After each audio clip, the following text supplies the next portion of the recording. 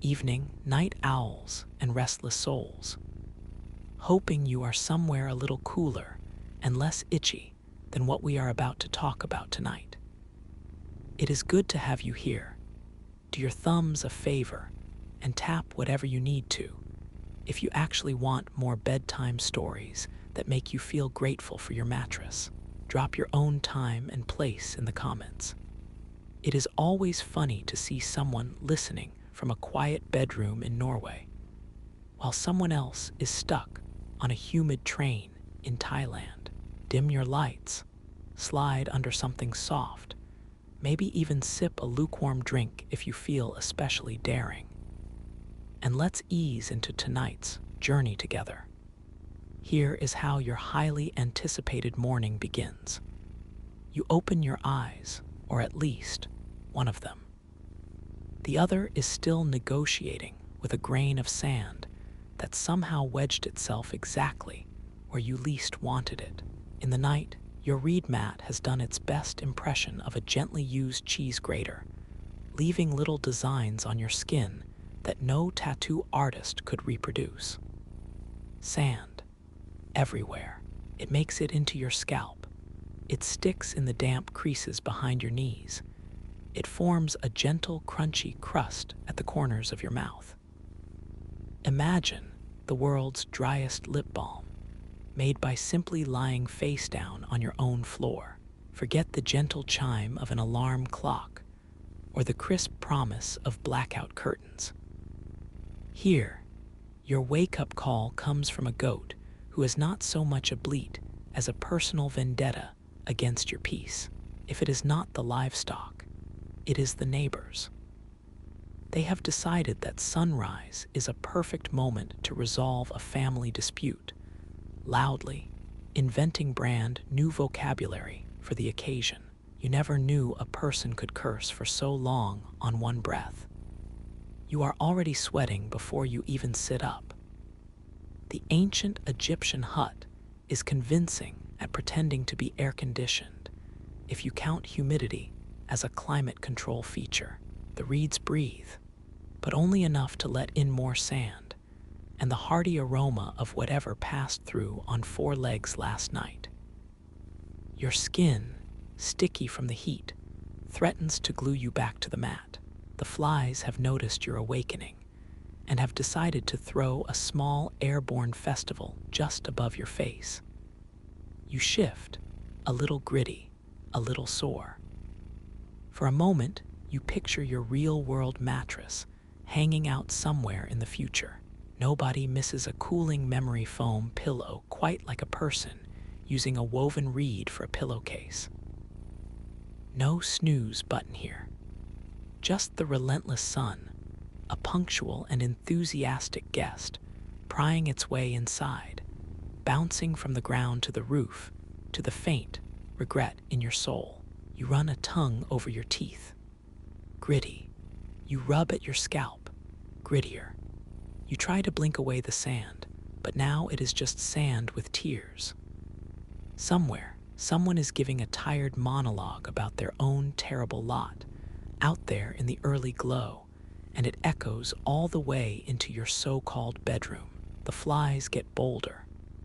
Outside, the first wave of heat sweeps in, and you realize you have not even started your day's labor. That is not a patch of sunshine. That is a warning. And just in case you wondered, there is no coffee, not unless you count the vague possibility that chewing on reeds might bring you luck. All you have is the world's brightest sunrise, free of charge and absolutely unavoidable. Take one slow breath. Feel the scratch of the mat, the loveless embrace of the humidity, and the gentle, uninvited company of about 7 million insects. Welcome to your ancient morning. The day can only get better from here. Time for breakfast.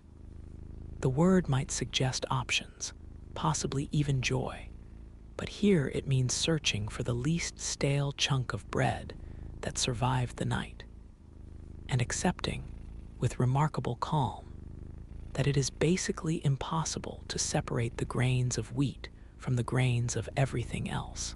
Each bite offers a tactile adventure. The bread cracks under your teeth, delivering a crunch scientists could only dream of replicating. That is not toasted crust, either.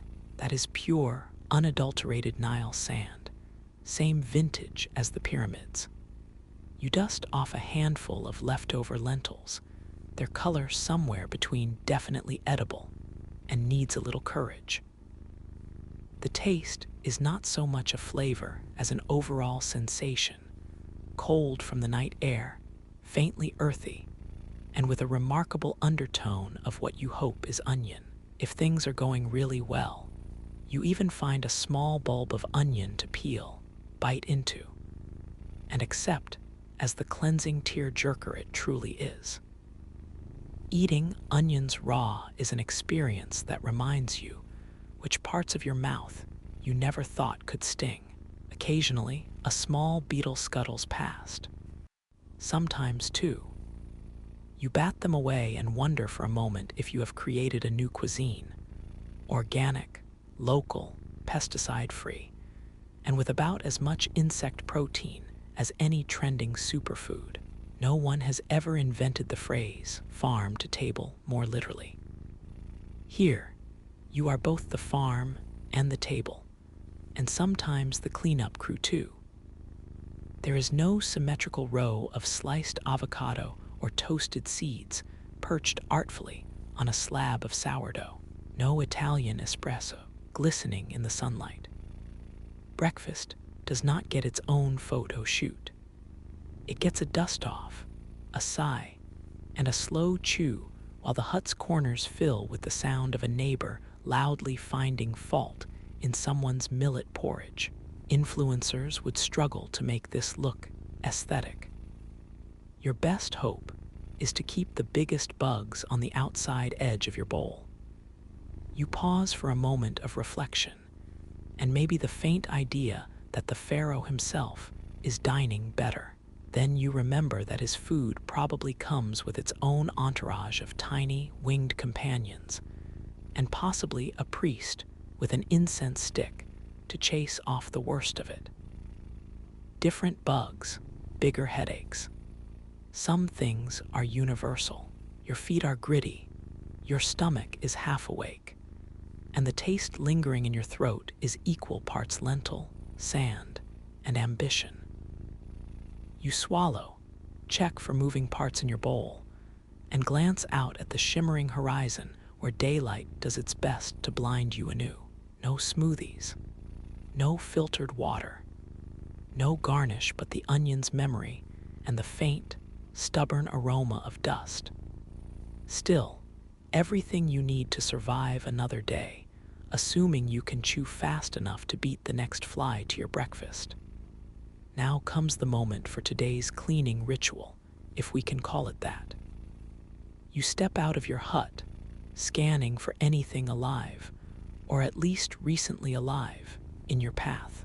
The ground offers up last night's droppings, some obviously from goats, some with a mystery you would rather not solve. You sidestep each little mound, making your way toward the river like someone in a very low-stakes obstacle course. The Nile waits, wide and not quite inviting, its edges coated with a layer of mud that squelches up between your toes and coats your ankles in a shade that is not found in any spa. Your foot hits a stone rolled slick by centuries of feet and the faint promise of Nile slime. The cold water jolts you half awake. If you were hoping for steam or lavender soap, you are about a few thousand years too early. There is an art to bathing quickly while glancing over your shoulder. You are hyper-aware of the reeds shifting along the bank, the surface of the water breaking just once, maybe twice. A bird, or something with a better dental record, crocodile roulette. Just the right mix of adrenaline and regret to really enliven the senses. It is a strange contest. How fast can you wash? And how much can you hope the crocs are annoyed by someone noisier further upriver. You splash yourself, scrub briefly at any part that feels especially itchy, and try not to think about what is drifting a few inches away. The water is cold enough to make your teeth ache, and yet never quite convincing enough of its own purity. Most of you is, at best, wet. Some of you is probably just a little more mudded than before. You remember, for one sharp second, the smooth, hot pulse of a modern shower, with water that never carries away more than you meant to let go. No chance of something prehistoric sizing up your ankle. No reeds, no suspense. Just outlets, hot water, and zero chance of being lunch.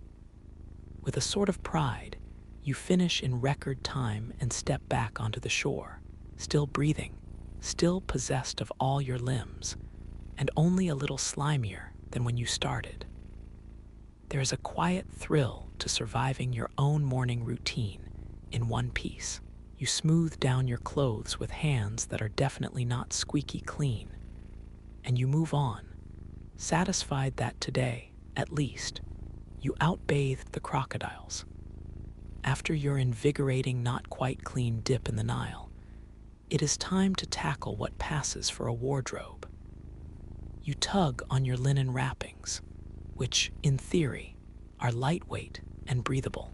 In practice, they are last week's sweat fused with today's humidity, expertly rumpled, and surprisingly scratchy for a fabric that is supposed to make life better. There are no cycles of delicate wash, no gentle tumble dry, just a half-hearted airing over your hut's least dusty pole. You slip your arm through, immediately aware of a damp patch that did not dry overnight. There is a reason everyone stands a polite distance apart without ever mentioning it. Now for the personal touches, the ancient world's answer to accessorizing. Want to flirt with a smoky eye? Smudge some coal around your lids with fingers that are not exactly pristine. You tell yourself the smudges look mysterious, not just smudged. For facial hair, there is always the possibility of tying on a fake beard if you are aiming for that Pharaoh meets substitute teacher vibe. It is a bold move, but fortune favors the bearded. Jewelry, of course, makes the outfit. If you have something strung together from shells, colored beads, or bits you sincerely hope are not bone, now is the time to wear it. Some pieces are bright enough to catch the sunlight. Others just catch the sharp edge of your collarbone when you move wrong. Prehistoric bling at its most inventive. Even the poorest hut has a few ornaments to show the neighbors you are, admittedly, trying. The finishing touch is a cloud of body odor, a universal badge of ancient humility. Perfume? No, but plenty of earthy enthusiasm. You do not stand out. Everyone has that same well-aged aroma, ripened by sunlight and a complete absence of modern deodorant. In a world where a sweatband means just a line where grime has built up, you blend right in. Modern style seems almost lazily convenient by comparison. You think for a moment about freshly laundered cotton, something that comes out of a machine smelling like lemon and clouds, about deodorant that promises ocean breezes, and about changing your look 3-4 times a week. Here, your look is optimism through persistence. Or maybe function over form, but mostly just function. What really stings is the art. You have seen those painted tomb scenes, festivals of gold, silky white linens, hairless bodies, glimmering jewelry big enough to stop a donkey in its tracks.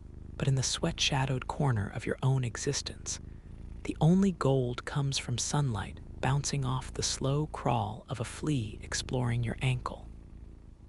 You smile anyway, because this is the look, and everyone who matters is equally fragrant. You are never underdressed. You are simply dressed for the life you have, a little lumpy, a little itchy, and perfectly, odorously you. Off you go, starting the daily trek that everyone pretends is good for the soul. You are lucky if you even have something on your feet. More often, it is just hardened skin between you and the morning's first shock of burning sand. After the first few meters, the ground manages to feel both gritty and squelchy at the same time, and you give yourself a silent nod for every step that does not draw blood. No shade, no breeze, just the promise of a brand new blister. You weave past the small chaos of daily life, goats with a complete disregard for personal space, children shrieking over bread, merchants advertising questionable produce with the volume control stuck on maximum. Every time you try to dodge a puddle, you are rewarded with something worse. You wonder if anyone actually controls what ends up on these paths, or if that goat is just in charge now. Progress is slow, mostly because you have to keep your head up for stray baskets, low-hanging ropes, and the odd runaway chicken. Livestock meander through like they own the franchise. Every so often, a cloud of dust, or on unlucky days, a rogue gust brings a reminder that sandstorms are never really out of season here. You tug the fabric higher over your nose and eyes, and just hope your next cough is not too dramatic. Beneath all this, the real treat is the looming bureaucracy. The ancient Egyptians have never met an email, but you get the same warm greeting, everyday courtesy of a government scribe posted at the major crossings. Usually, it is someone with impressive scowls, ink-stained fingers, and a reed pen waving like a traffic cop having the worst morning of their life. They jot down names, hand out fines for minor mystery offenses, and occasionally demand a fish or two as a completely informal, definitely not a bribe, gesture. You would try to argue, but it is easier to accept the token scolding and shuffle past. It is almost charming, really. Instead of a traffic jam or the 37th late bus of the week, you get livestock detours and a personal approach to paperwork.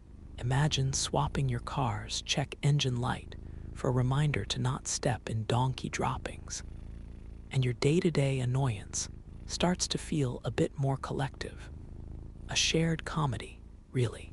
The commute never gets easier, but at least you know everyone else is limping, squinting against sand, and brushing away flies just as much as you are. There is still at least half a day ahead, and you cannot help but laugh quietly because you do not want another fine at the grand adventure that is simply walking to work. The sun is relentless by the time you reach the work site. There is no gentle easing in.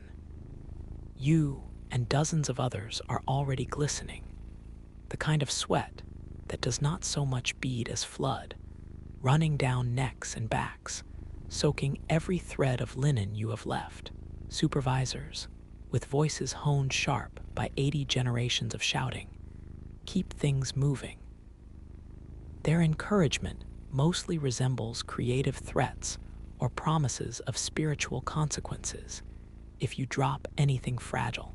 There are the lucky ones, hauling basket after basket of mud, reshaping bricks, stacking them into rows that stretch from here to the edges of your patience. Each motion feels both necessary and spectacularly pointless. You lift, step, drop, repeat. If you close your eyes for a second, the only change is the direction of the sun.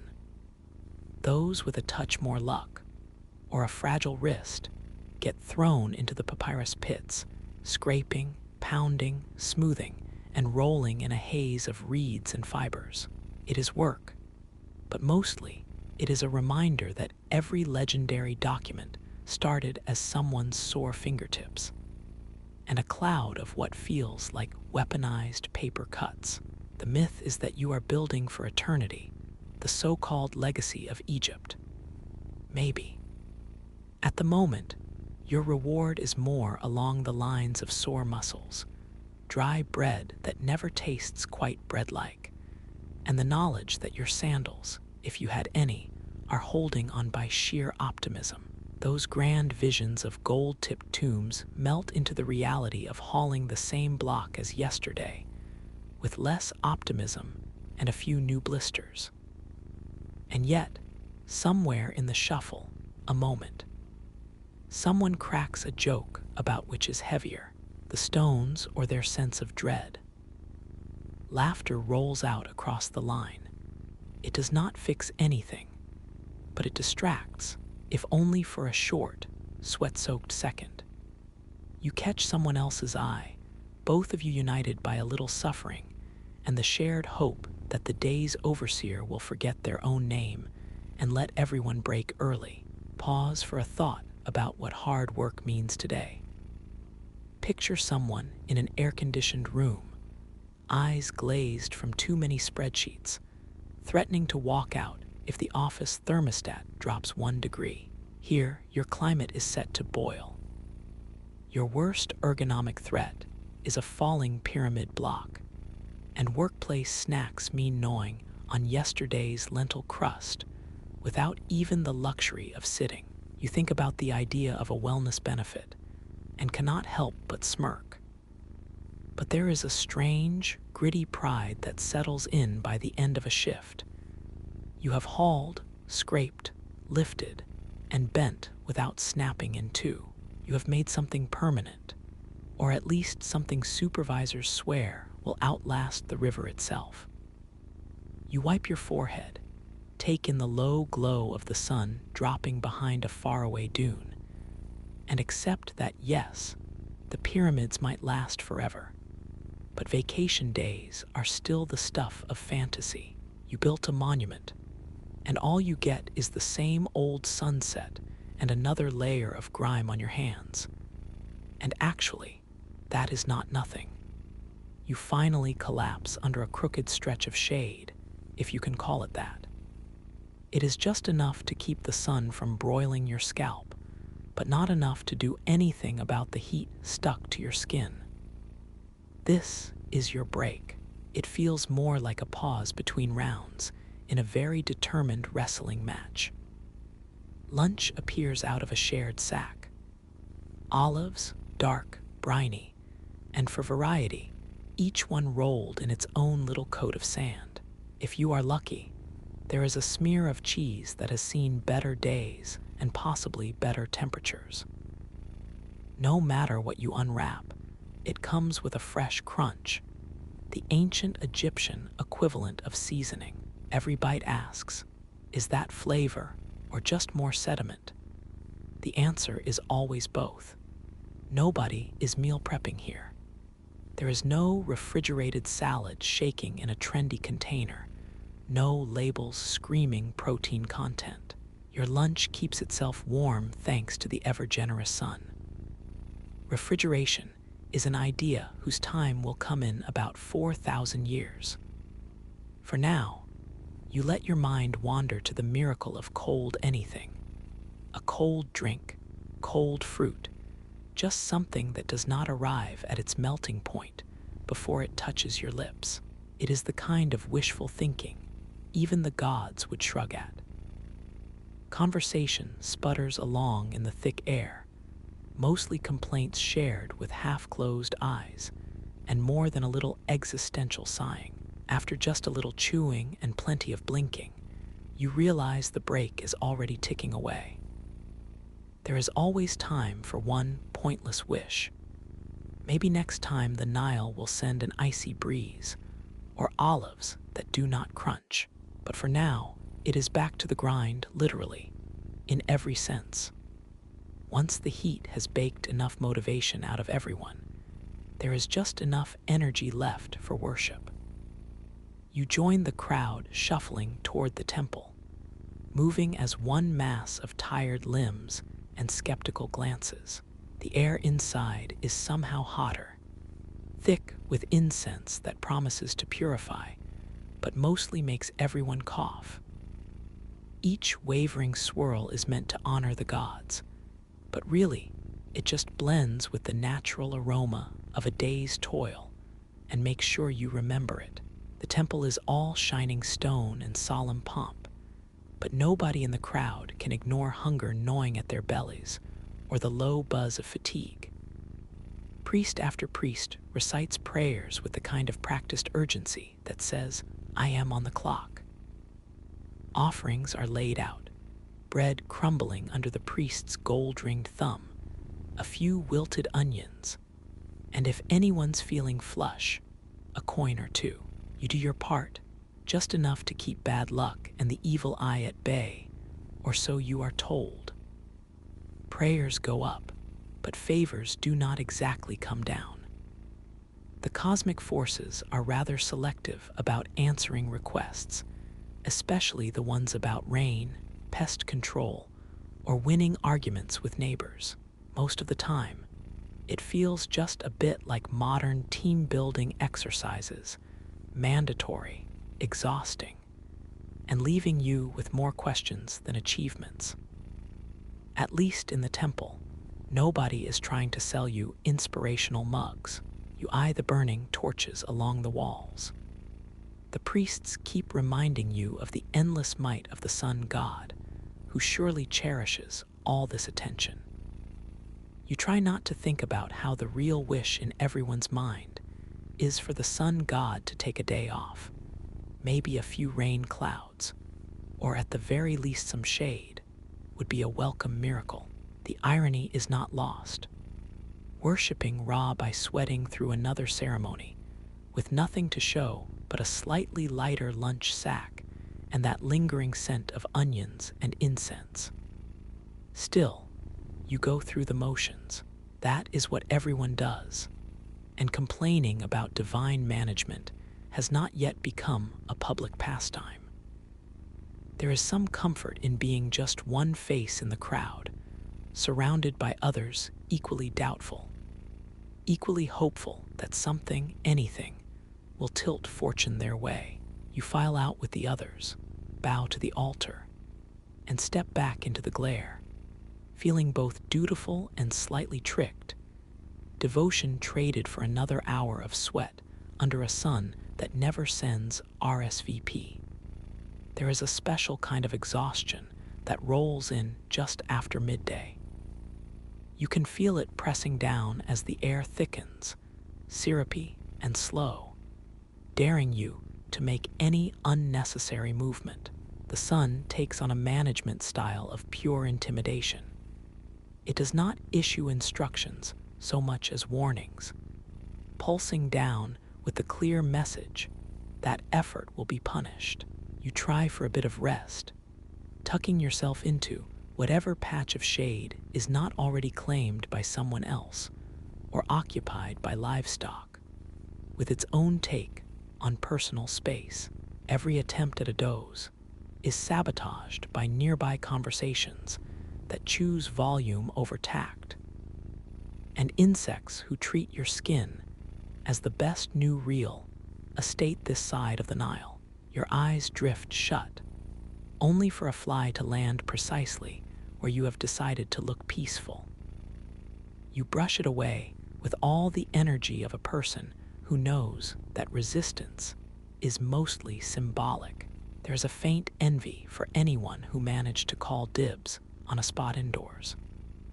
Those with family seniority or creative excuses enjoy the privilege of shaded naps, reclining on mats that have only been sweated through once or twice today.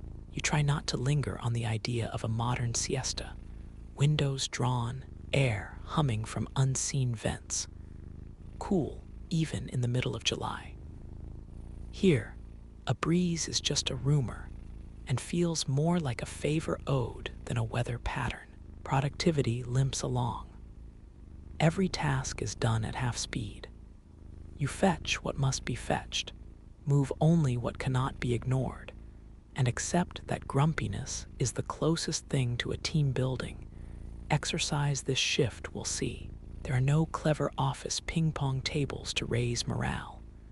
There is only a gradual parade of half-closed eyes and soft groans as the afternoon plods along. The sun, naturally, has no sympathy. It continues at full brightness, as if secretly invested in your discomfort. No breaks, no mercy, just pure, radiant management.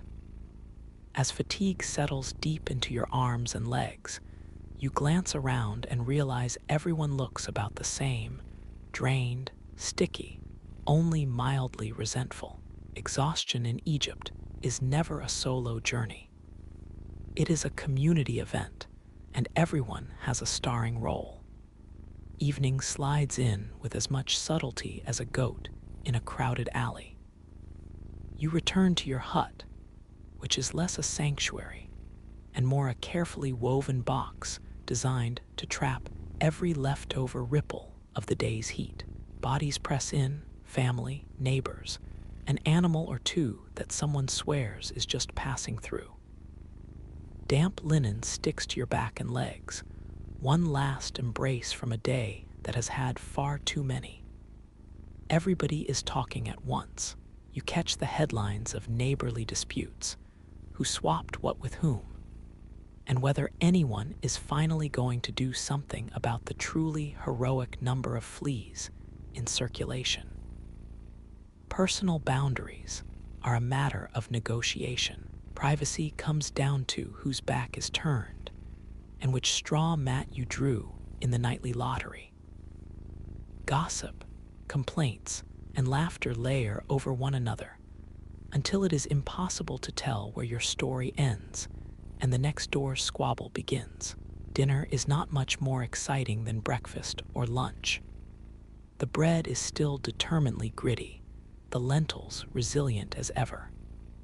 Occasionally, there is beer, served warm and flat, but it is at least something that does not crunch. You make do, chewing slowly as conversation, and the buzz of insects fill every space left by hunger. The hut seems to shrink with every word spoken, the scent of sweat mixing with smoke, onions, and the sharp green tang of something growing somewhere it should not. Itchiness is universal. One person scratches, then another, until the whole room is rolling in a minor wave of discomfort. You swap stories about creative flea removal strategies, none effective, all enthusiastically recommended. The noise rises and falls. Sometimes a real joke lands, and the sound of honest laughter cuts through the funk, making the whole mess a little more bearable, if not exactly pleasant.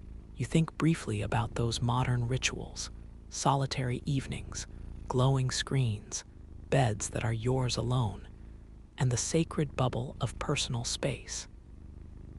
Here, every inch is shared, every sound is public, and every discomfort is open to communal inspection and commentary. It is a circus of blurred lines and constant presence.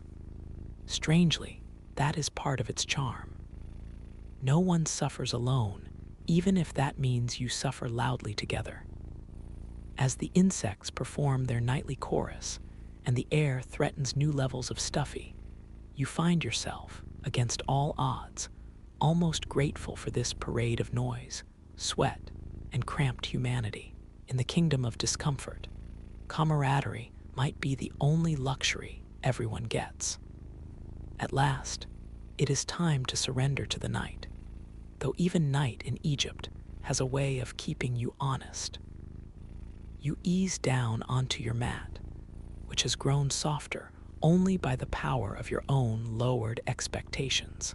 The ceiling above creaks, reeds shuddering as if they too are considering turning in early. Around you, bodies shuffle for position. There is a kind of slow dance to this, everyone hunting for the least sandy patch or the rare spot without a suspicious puddle.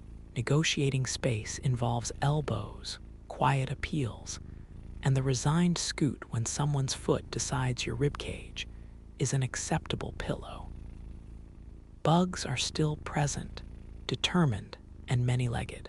You tell yourself they are only passing through, though they seem oddly loyal to your ankles.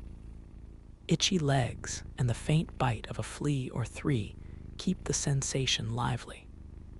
There is always background music, the whine of insects, a distant cough, and that one neighbor who manages to snore in a way that would shame livestock. Should you drift close to sleep, expect the night breeze to drop in just long enough to cool your nose before it ducks out and leaves you with the same old stuffy air. Staring through gaps in the roof, you catch a fragment of sky crowded with stars.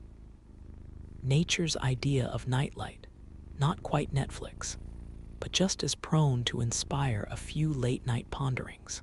You are tired, but the hope for a perfectly peaceful slumber seems almost heroic. Anyone who manages dreamless, solid sleep under these conditions deserves a spot in the next pyramid mural. So you close your eyes, make peace with a little more sand in strange places, and settle in. The day's noise fades, the itching becomes tolerable background, and you give silent thanks that, at least, stars are not known for biting. Tomorrow, it all begins again. But for now, awkward comfort is the closest thing to rest you are ever going to get. So ends a full circuit around the great ancient loop. Sticky mornings, gritty lunches, endless hours under a relentless sun, and nights spent outnumbered by insects.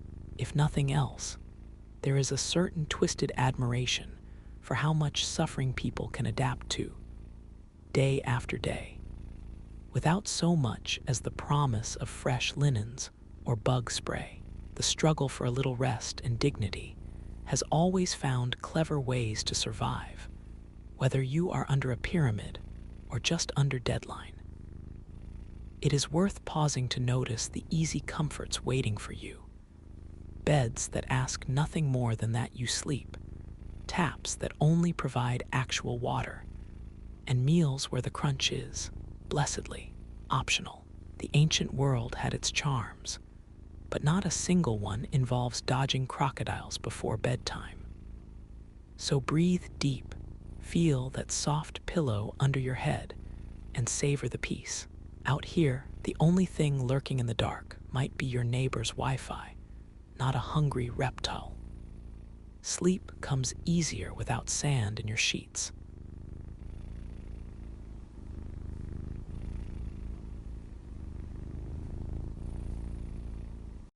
Beneath the low and patient arc of the evening sky, where the last color of the sun drifts slowly towards indigo, the air in Isfahan's caravanserai hazes with dust and longing. The immense stone arches, centuries old and honeycomb perfect, collect the muted songs of travelers and beasts. A place halfway between the silence of the steppe and the thunder of the bazaar. Here, Farid first stands, silhouetted in the slanting gold, hands stained with leather and memory, his eyes tracing the intricate filigree of air. He is young yet weathered, the kind of man whose brows have learned to curve in listening, whose hands have inherited habits from the men before him. On this evening, as the lamps flicker and oil smoke twines with cardamom, Farid receives his inheritance, not fortune nor land, but the living weight of his mentor's falcons, nestled in their reed-woven mews, looking out over the world with steady, imperial gaze. They are both companions and witnesses, tested by wind, tender in captivity, and storied through centuries, a wordless continuity passed from wrist to wrist, generation to generation. Abbas, Farid's mentor, whose beard had long gone white and whose call was a thread in the morning air, has left the world quietly, the final breath fleeing like a startled swallow. At the edge of the great dome's shade, Farid watches as the other men bow their heads, acknowledging a passing that is more than personal. It is the pause of a tradition, a fading resonation in the wide echo chamber of Persia's memory. For falconry here is a rite that laces faith and fate. Once, princes and poets rose before dawn to watch the birds take to the sky, their flight a prayer sown into the blue, promising the fortune of the hunt or the wisdom of restraint. On this patch of earth, the falcon has always been more than animal. It is an emblem, both obligation and grace. The birds themselves, haggard-faced saker, wild-lashed lanner, and the pale jur, whispering secrets in the shadow, test Farid's worth with each flicker of a silvery eye. They stand unbowed, the curve of their beaks clean as a blade, feet clutching leather jesses that carry the scent of distant plains. Each one has known the wind's language above ruined caravan routes, where dust devils rise and vanish, and the horizon never offers comfort or certainty. Farid's responsibility now is not only their care, but the very stewardship of a dwindling world, a realm where man and bird negotiate the ambiguous edge between mastery and reverence, dominance and devotion. Tonight, as travelers mutter blessings over their cups, and the city's new gaslights gnaw the darkness beyond the walls, Farid senses another inheritance, silent and looming, in the rumblings of distant engines and the shouts from the telegraph shed. Persia's bloodstream has quickened. The foreigners, railway architects, investors, men with eyes rimmed in calculation, speak of progress and destiny, their tongues quick and their dreams mechanical. The old craft, bow, hawk, and steady hand, must find its place in a nation eager to trade feathers for steel, patient ritual for modern appetite. Yet, tonight, the world still holds steady, poised upon the ritual's edge. Farid sits beneath the star-pricked dome, his back against the cool stone, the falcons restless on their perches. His fingers stroke the slumber-warm breast of a tiercel, feeling the flap of its heart. He murmurs the ancient words, those syllables soft as spun wool, bequeathed to him by Abbas. Overhead, nocturnal silence pulses like the wing beat of something vast and invisible. He does not know, yet, if he will have the strength to hold together the fragile skein of the past. The night air smells of possibility and endings. The falcons, his charge both blessing and burden, flight and fetter, close their eyes, trusting, and Farid listens for the old voice in the darkness, the one that tells him who he must become. In Isfahan, as the old empire readies itself for dawn, the last falconer leans into the hush between worlds, and the sky waits patiently for his answer. Dawn arrives with a pale, relentless certainty, unfurling across Isfahan like a silken tide. The city's gardens emerge in shades of dew and palm shadow. Minarets catch the blush of morning, weaving the ancient skyline into new outlines. 1,000 feet patter over cobblestones. Merchants draw their stalls open like eyelids fluttering to the light. Farid, rising from a night spent in the company of the falcons, clean breath, steps into the growing thrum of the world, his senses stretched between the stillness of tradition and the pulse of something insistent, unknown. He moves along the caravanserai's outer colonnade, careful not to disturb the birds. In the courtyard, a crowd has gathered. Dignitaries from Tehran, foreign engineers in tight-collared suits, and laborers speaking in tongues roughened by distance. They surround the prototype of a new carriage, its wheels iron, its chassis sleek, and somewhat ungraceful under the desert sun. Children flick stones at its wheels, emboldened by curiosity, while the adults half revere. half despise the promise it portends. Farid lingers at the threshold, invisible almost, regarded by neither the Persians nor the strangers. He feels the subtle shift in the air, the way eyes slide past him, dismissing the leather gauntlets at his belt, the smudge of dust at his sleeve. Here, in the court of progress, he is an envoy of the old, bearer of words and forms whose currency has begun to tarnish. But habit urges him onward. He visits the apothecary for strips of rabbit and ground bones, sharp herbs for soothing injured talons. The old man behind the counter eyes him with a grandfather's concern. "It will not always be thus, Farid Jan," he murmurs. "The world forgets quickly." The words are a chill, but the day surges regardless. Farid returns to his falcons as a visitor approaches, bearing the seal of the Shah's court, a missive pressed in indigo wax. The script is delicate, each loop and flourish betraying the weight of bureaucratic intent. Farid reads, "The Shah requests a demonstration, an exhibition of the noble art, a spectacle for ministers and foreign guests." He bows in acceptance, but unease blooms beneath duty. For the Shah's requests are rarely only what they seem. Behind the summon, Farid senses a test, a weighing of worth, a scrutiny of survival. Will the ancient practice prove itself adaptable, dazzling even the new men in Western coats? Or is this a final parade before the curtain must fall? Still, there is pride nested amidst his anxiety. The art of falconry is not merely display. It is testament, an injunction to see the invisible ties between man, bird, and sky. The following afternoon, Farid prepares in the palace's enclosed gardens. Silk banners ripple in the heat, and the grass holds the remnants of an old Persian grandeur, cypress and rose, arranged with mathematical grace.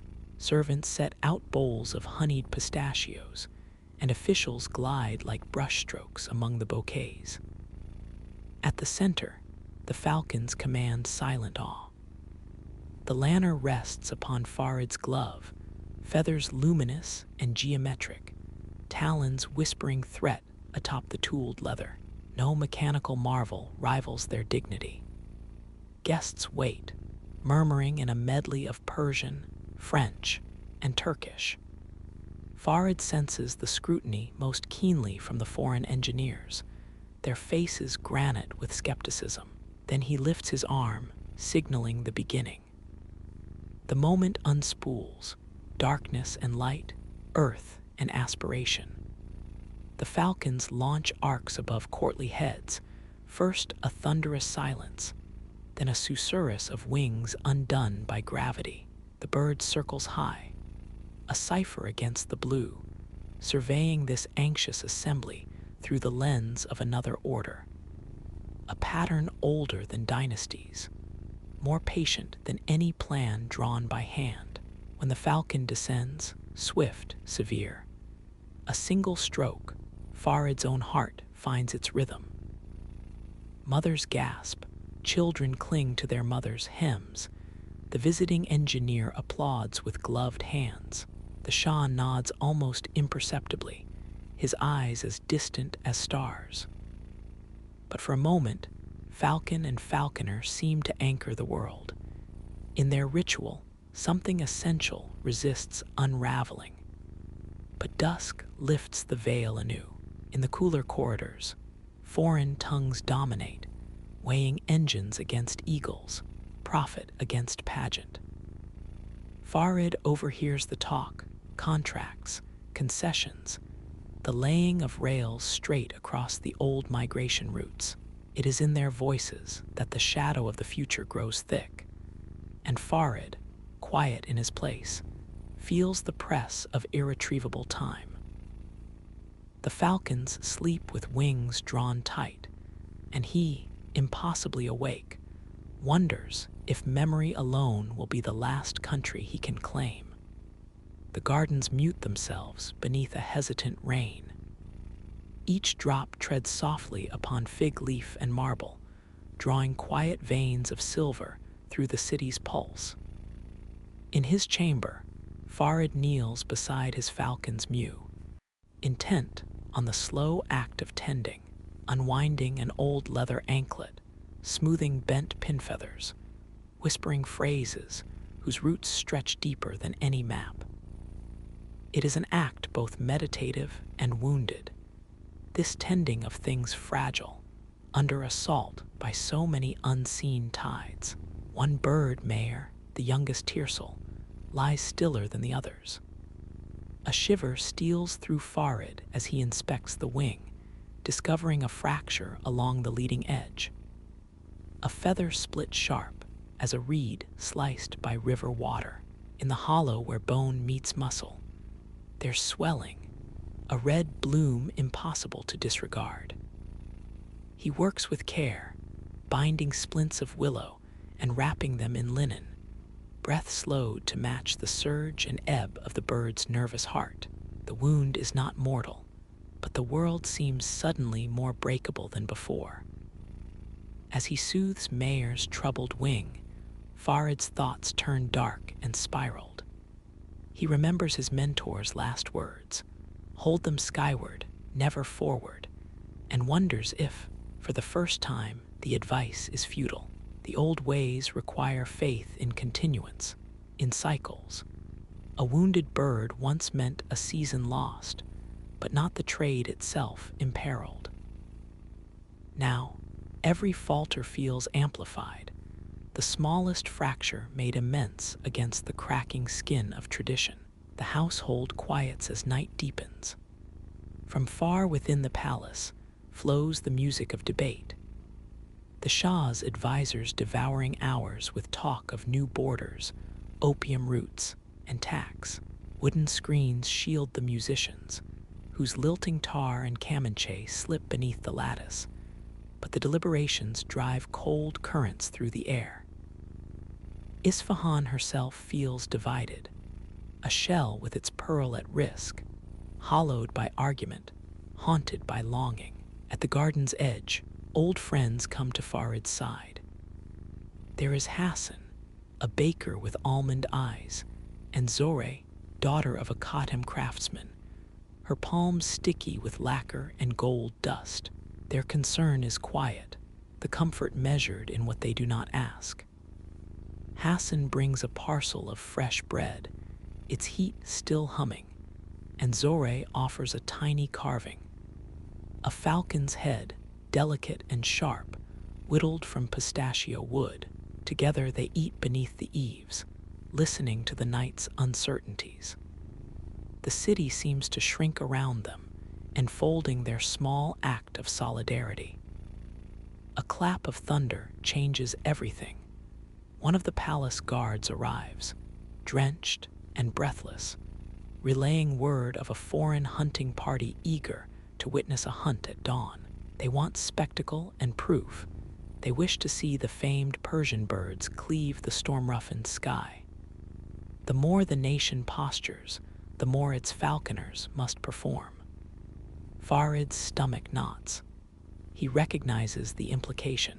A single misstep, a falcon failing to rise, will echo far beyond the garden wall. Sleep comes reluctantly, heavy as unspoken prayer. Time spiders outward in silence, the earth cool and sodden. Yet with the first spill of sunlight, Farid prepares for the hunt.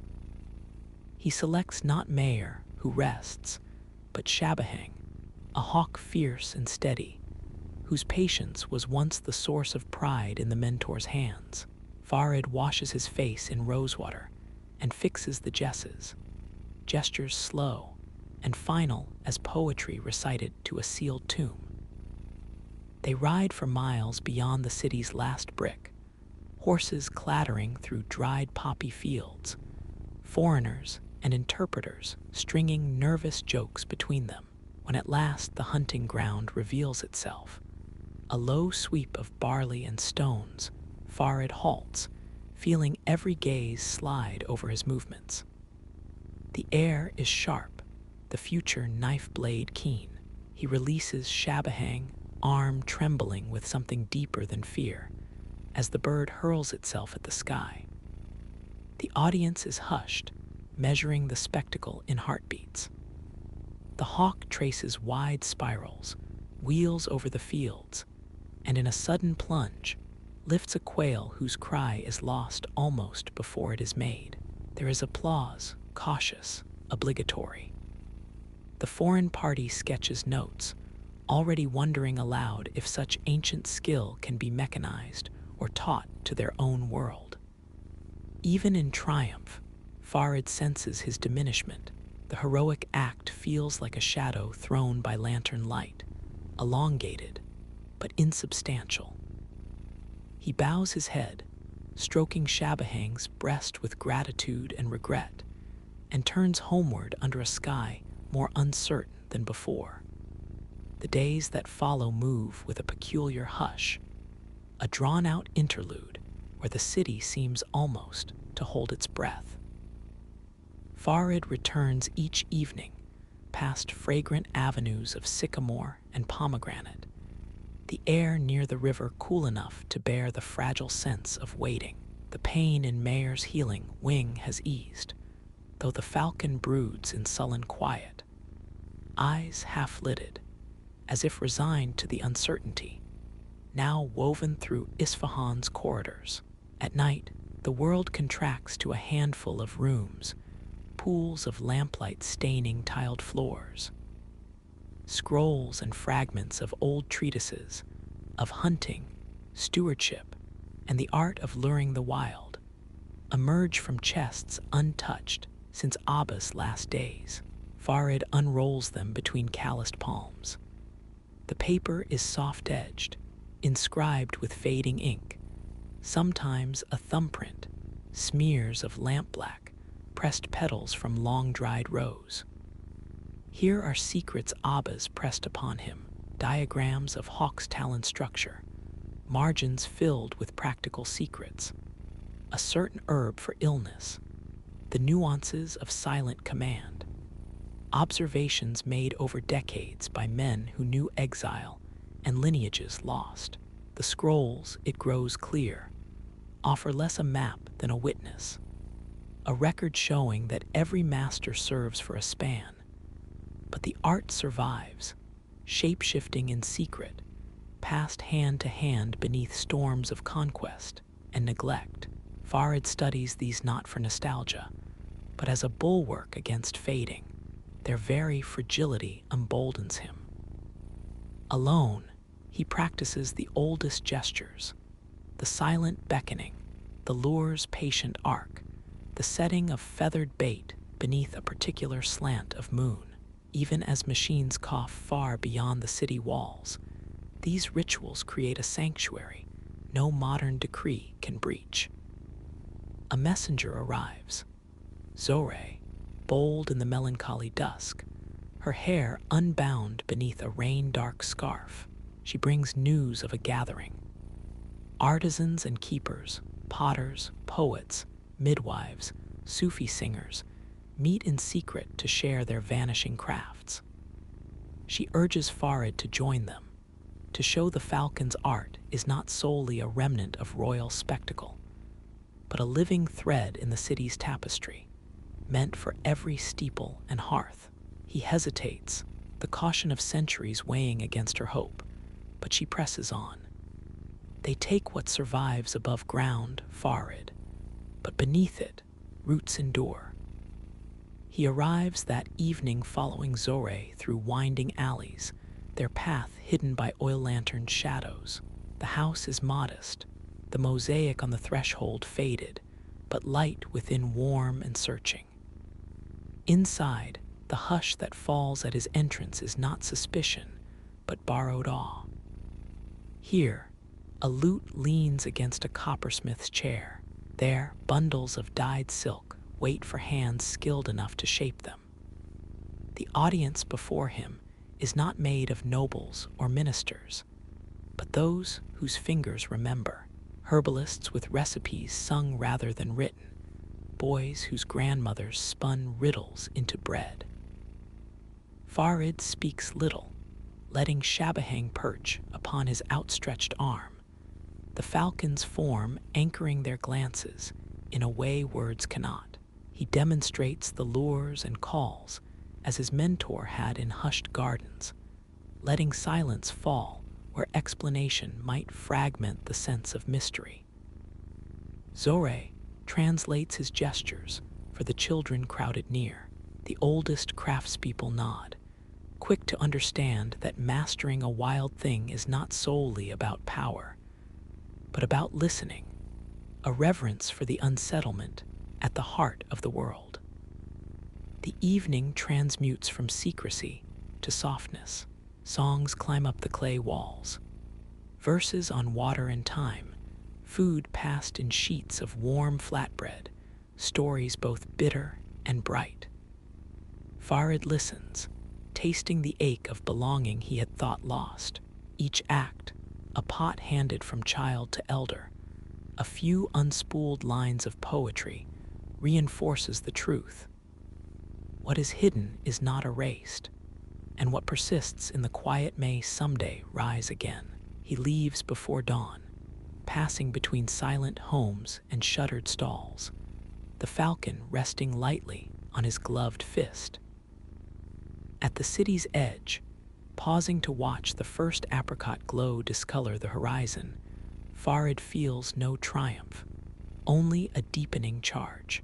The world he guards may never again rule over palaces or receive applause in stone-walled courts.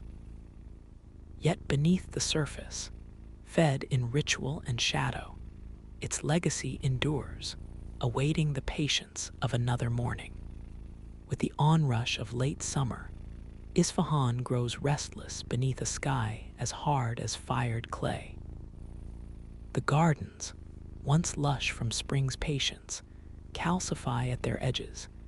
Dust swirls in the breathless streets, and the great bridges shimmer, their arches etched fiercely against the river's diminished ribbon. A ceaseless trickle of new faces passes through the city. Men hauling crates stamped with foreign names, women in imported silks, children who scuffle alongside the new rails laid like scars where mulberry once grew. Farid walks with eyes tuned to these changes, not in bitterness, but with the slow appraisal of a man accepting impermanence. He traces the city's shifting boundaries each morning, the falcons silent companions to the silent collapse of their domain. Yet in this crumble, he discerns an odd music, the dialectics of absence and emergence. In half-abandoned courtyards, children mimic the hunt with paper birds, their laughter leaping across sun-warmed stone. Elderly men debate in tea-house shade, their arguments flaring then softening, holding shadows of the old ways. Even here, as progress presses in, echoes of the desert sky persist. Mayor, recovered now, perches restlessly atop her stand. When released, she finds the thermals above the city's chimney pots, sketching broad, bold circles invisible to any observer on the ground. Farid watches, a measured pride threading through him, not merely for the bird's healing, but for the proof that adaptation need not mean erasure. Each flight is a small resistance, a carving of purpose against the torrent of novelty. The memory of Abba's teachings reverberates, not to grasp the past with a closed fist, but to offer it as open hands, palms upward to the evolving world. One morning, as market bells toll beneath the rising sun, Farid is met by unexpected visitors. A youth, Ali, the son of a local tinsmith, arrives with faltering enthusiasm, shyly offering his help in exchange for being taught the ancient craft.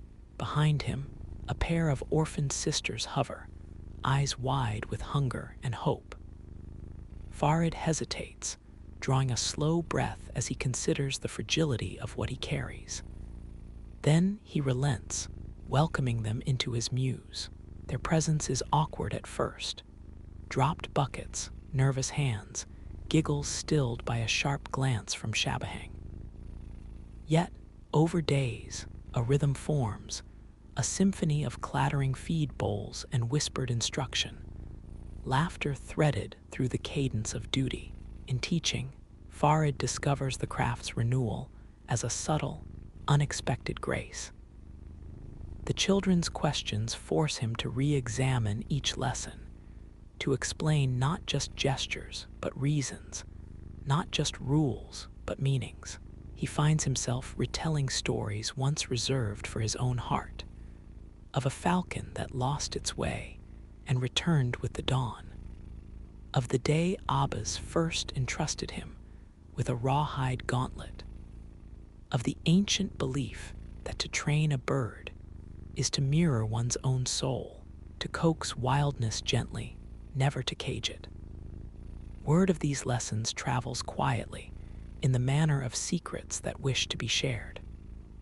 Soon, others from the undercurrent of the city, apprentices, widows, former soldiers, come to watch, some drawn only by curiosity, others seeking a fragment of belonging.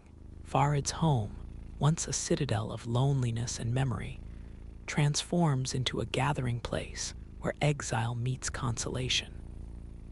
Here, the old resonances are not extinguished, but translated.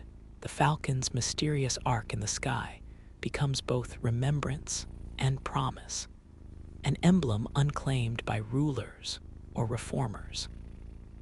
As the year teeters toward autumn, the city is reborn noisily around him. More rails set, another warehouse pierced by windows ablaze at dusk. Yet out beyond the last circle of lamps, the falconer and his companions find solace along the horizon. They make a ritual of dusk, carrying the birds up onto the rooftop. They watch the light slip into softness. The birds hunched close, eyes fixed westward, as if remembering migrations long before empire. Sometimes Farid recites the old verses, a thread of Farsi, shaped by generations, lofted into the blue. The children listen, learning which silences hold meaning, which pauses honor loss. He knows the city's future will not be his. Its rulers see progress in steel and spectacle. Its people hunger for new comforts, new certitudes. But in the act of tending and teaching, Farid glimpses a legacy unconstrained by monuments or titles. It is not the grandeur of palaces, nor the faded shine of decrees, but something smaller and more persistent. The resilience of attention, the quiet bravery of adaptation, and the humility to bow to the unpredictable grace of wild things. As night gathers and the falcons sleep, Farid holds these truths close, that what endures is not always visible, but it is real, that below the loud uproar of history, the old sky keeps its silent vigil, and that, for as long as there are watchers and listeners, the echo of the falconer's call may yet stir the dawn anew.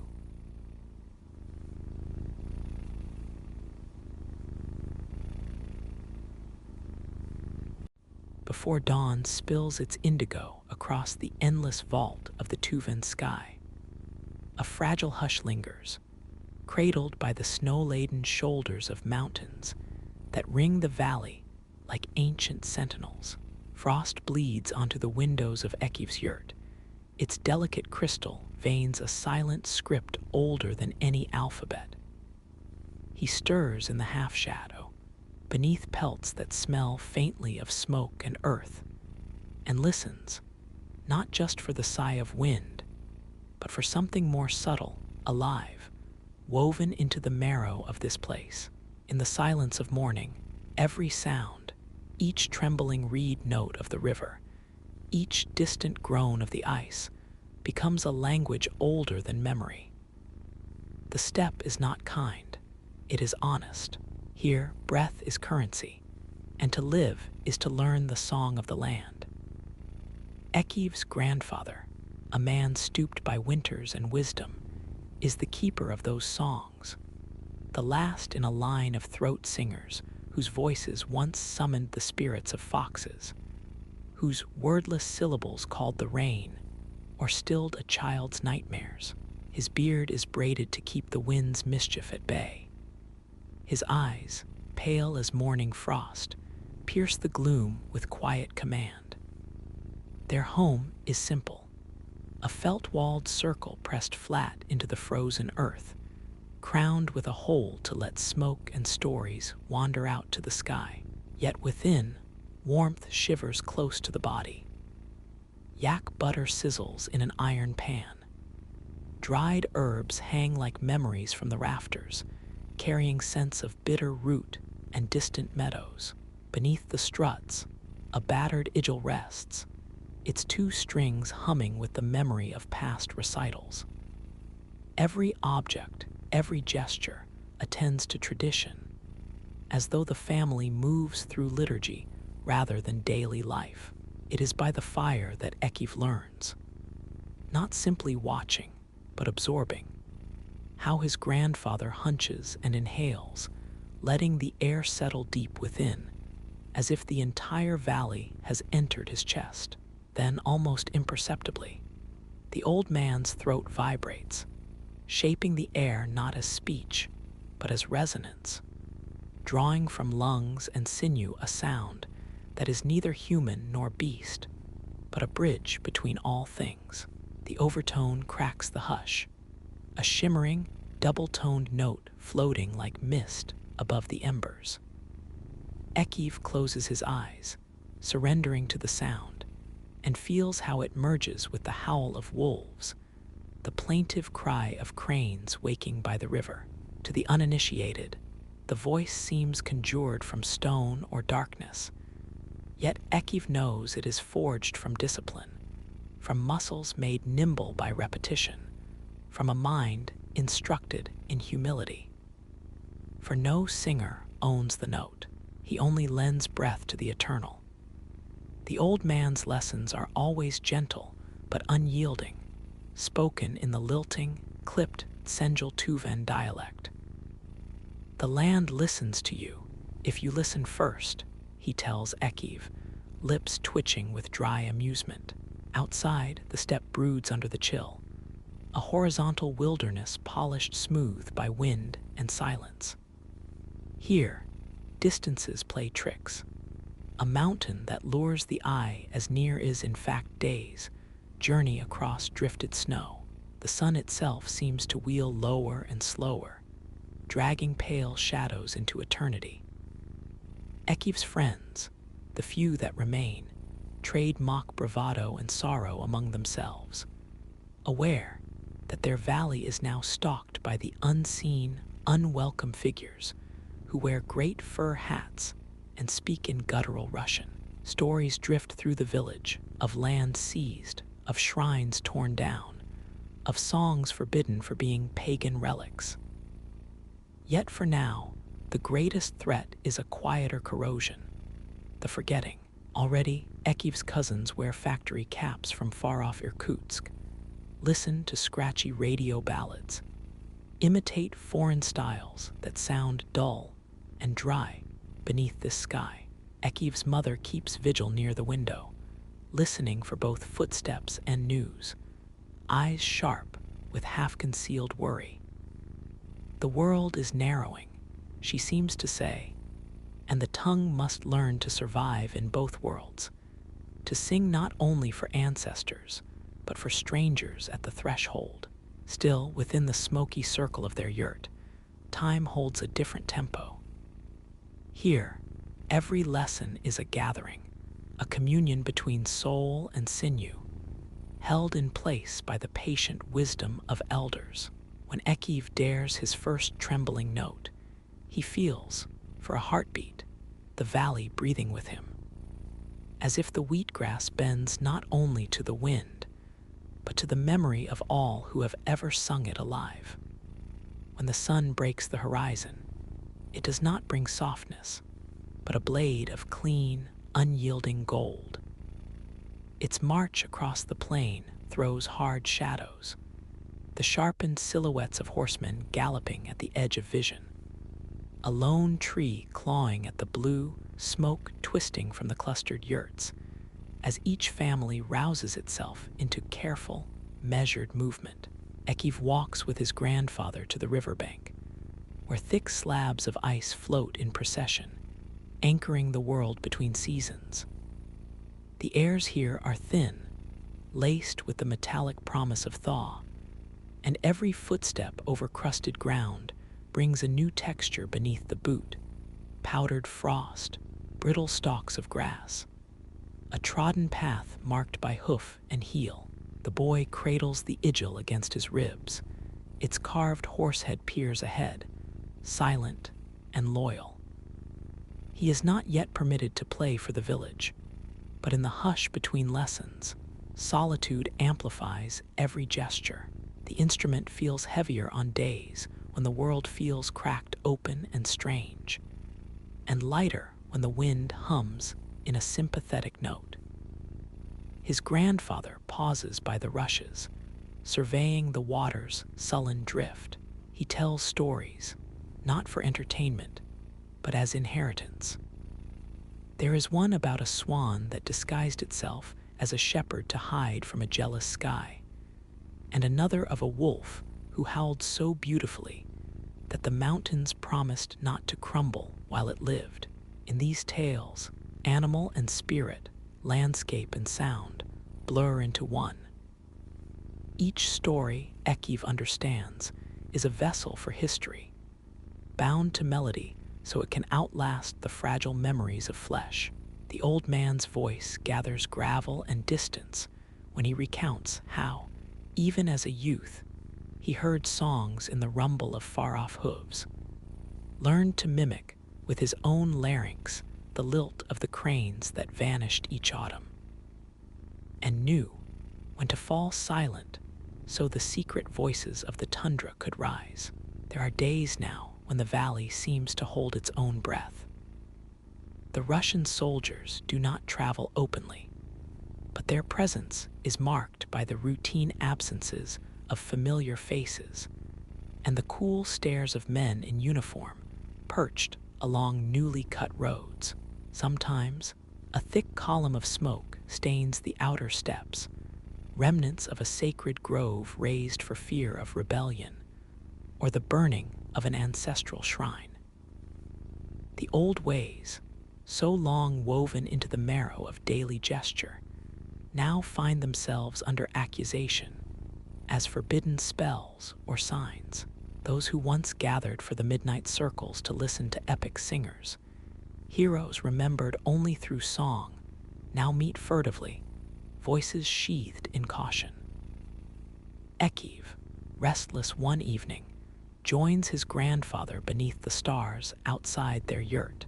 The aurora stains the night, arcs of green and violet shimmering low above the horizon, and the air, held between warmth and wanting, seems charged with quiet expectation.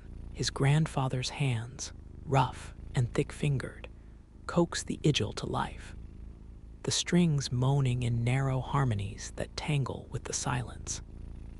He gestures for Ekiv to find his place beside him, to surrender self-consciousness and release his breath into resonance with the trembling heavens above.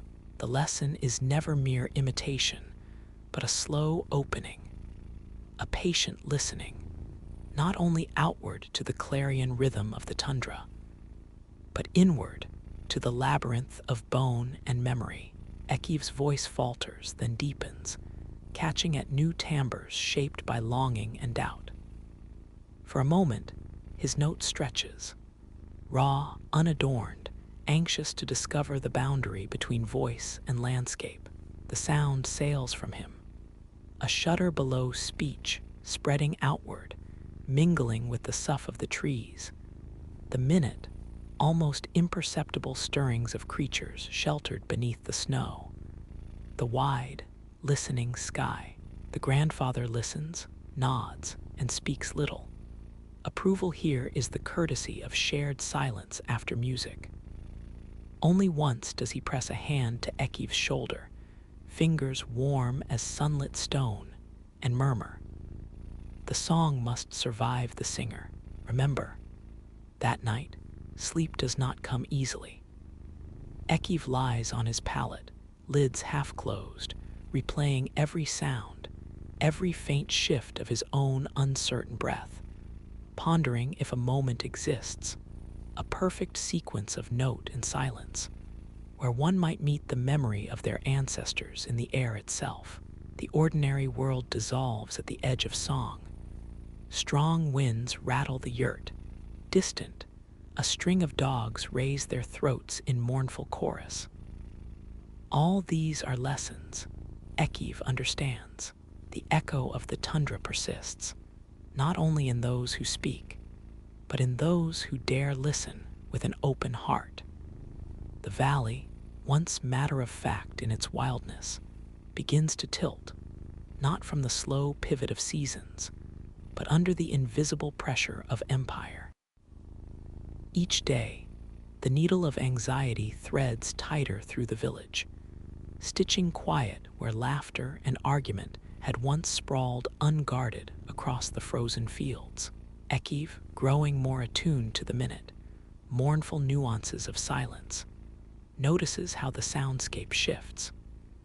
Where once the ring of anvils and song in the throat of women combing wool competed for air, now it is the dull, deliberate speech of outsiders that dominates the threshold. Russian administrators arrive, as if spat forth from the great distant cities, with faces ringed by unfamiliar beards, heavy boots tramping over frozen ritual spaces like they would trample out a small fire. Their tongue is brusque and official, always accompanied by papers, seals, and instructions. These are not the songs the land remembers. They have come not to listen, but to enumerate, to classify, to command. Livestock, yurts, men of fighting age, even the valley's undulating contours mapped for some bureaucrat's ledgers far away. With their coming, shrines disappear. The shaman's rattle is confiscated, its bells silenced by decree. Sacred stones are pried from their accustomed circles and carted away as curiosities for provincial museums.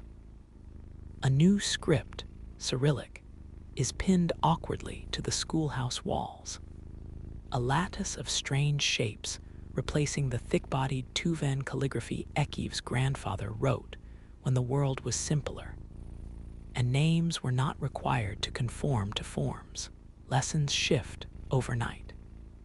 Ekiv, taken to the wood-smelling school, sits beside other children in neat rows, while a pale teacher drills them in the sounds and rules of another world. The old lullabies and fables are set aside for recitations of Russian poets. Even their games begin to change, echoing drills seen in town squares. Sometimes laughter survives, brief, bright as sunlight off river ice before the next cloud. But each day, the gap between what is spoken at home and what may be uttered beyond the yurt's hide walls widens, a chasm silently shaping their lives. Ekiv's grandfather, diminished but steadfast, becomes more insular. His knots of song grow tighter, urgency flickering behind his watery eyes. He will not sing when strangers are near. Instead, he sharpens old tools whose uses are now mostly ceremonial, and in the private dusk, recites forbidden epics for his own heart's edification. If the boy is lucky, the old man will summon him into this clandestine twilight. They sit, backs upright, and let words fall soft as moss. Stories compressed to fit the breathing space's empire has not yet noticed. The idyll is now muted with a scrap of felt to avoid being overheard. Every note, every phrase, is an act of private resistance, greater Ekiv senses than any shouted slogan or trembling fist. Outside, winter returns in relentless increments. Soldiers, footprints freeze in the mud like hieroglyphs of dominion, and the small shrines along the hills, dismantled and scattered, leave the plains oddly exposed, as if some necessary skin has been torn away. Even the river, ever practical, now seems to move with new caution beneath its shield of ice. One evening, in the shadow of the shuttered shrine, Ekiv dares to perform the subtle overtone melody he has spent months practicing. The sound is modest, nearly indistinguishable from the wind.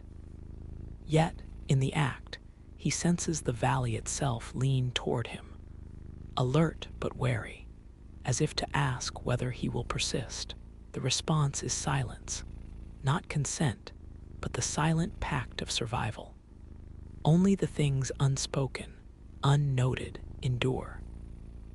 In dreams, Ekiv wanders an impossible city of echoing halls and broken statues, every corridor lined with the faces of singers whose mouths are stopped abruptly with wax seals. He wakes, uncertain if these visions are warnings or assignments, and the darkness presses cold and inarticulate against his cheek. Day by day, the meaning behind each remembered song weighs heavier, receding from celebration to invocation. Raw sustenance in a world being hollowed by decree. Within these constrictions, something unexpected roots itself in Ekiv. Not rebellion, he is too young and bound for violence, but a lucid tenacity, bred of necessity. He learns to carry the melodies in fragment, humming within his throat as he herds sheep past the patrolled road, or muttering under his breath in the scriptorium of the new school. The craft must remain hidden. This much he knows, but it must not falter. If he allows the song to leave his body, it may never return. Thus, the silence of the Russian Empire does not quite succeed. It becomes, paradoxically, the strange hollow through which the oldest notes might one day reemerge, shaped anew by absence and longing. As the years bend quietly forward, Ekiv's world contracts and hardens around what remains.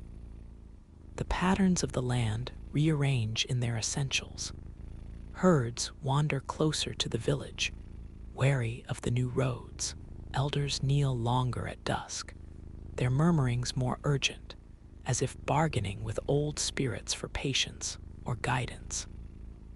Winter's sting now lingers deeper into spring, and when the thaw returns, it brings only thin grass and brittle hope. Yet beneath this constancy, a trembling change stirs, coiled in the marrow of people and place. One evening, a silent commotion draws Ekiv and his grandfather to the edge of the pine forest. News has slipped through the wary hush. A white wolf, spectral, unhurried, ghosting the boundaries of the settlement. Its tracks have been seen pressed into mud beside unmarked graves. Some claim to hear its howl unfurling above the river at night. In the old tales, white wolves hold the power to carry messages between worlds. To see one, the elders whisper, signals a crossing, a boundary between life as memory and life as fate. Ekiv's grandfather, thin now and more shadow than substance, finds a new urgency. No longer content to only pass fragments, he presses the fullness of the tradition upon his grandson. Each lesson assumes the shape of legacy, fierce and unadorned. He teaches Ekiv the oldest melodies, the ones reserved for winter deaths and spring blessings, each embroidered with inflections mimicking bird calls or the whispered complaint of willow leaves. Together, they raise their voices in intricate harmony. The sounds do not fill the air so much as steep it, leaking into timbers and soil. as if preparing the landscape for the day when only echoes will remain. Yet even this private music courts risk. A new decree, sharper and less ambiguous than before, orders the cessation of all superstitious practices. A rumor twists its way through the village, a family punished, livelihoods destroyed for clinging to the old ways. Doors swing open with caution, and at night, the songs must be sung so softly they become the ghost of a breath, slipping through cracks to wander among the sleeping animals. It is during this brittle season that Ekiv's grandfather falls ill. There are no healers bold enough to invoke the forbidden rituals of touch and chant. No neighbors dare linger with gifts of broth or herbs. The yurt fills instead with the muffled sounds of waiting, the sporadic cough, the careful tread of Ekiv's feet, the hesitant sips of water pressed to cool lips. Sometimes, between fever dreams and silence, the old man calls for the wolf. Let it guide me, let it sing what I can no longer remember. On the night the fever breaks at last, whether in healing or surrender, Ekiv cannot at first discern. The world stands quiet, the oil lamp burns low, and the cold finds its way inside. Grandfather's voice, fragile as a reed's shadow, but suddenly lucid, summons Ekiv to his side.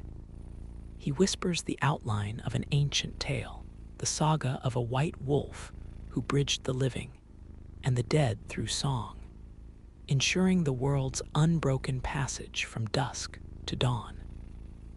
His words tumble out in unhurried fragments, laced with the secret notes and mouth shapes required for their subtle magic.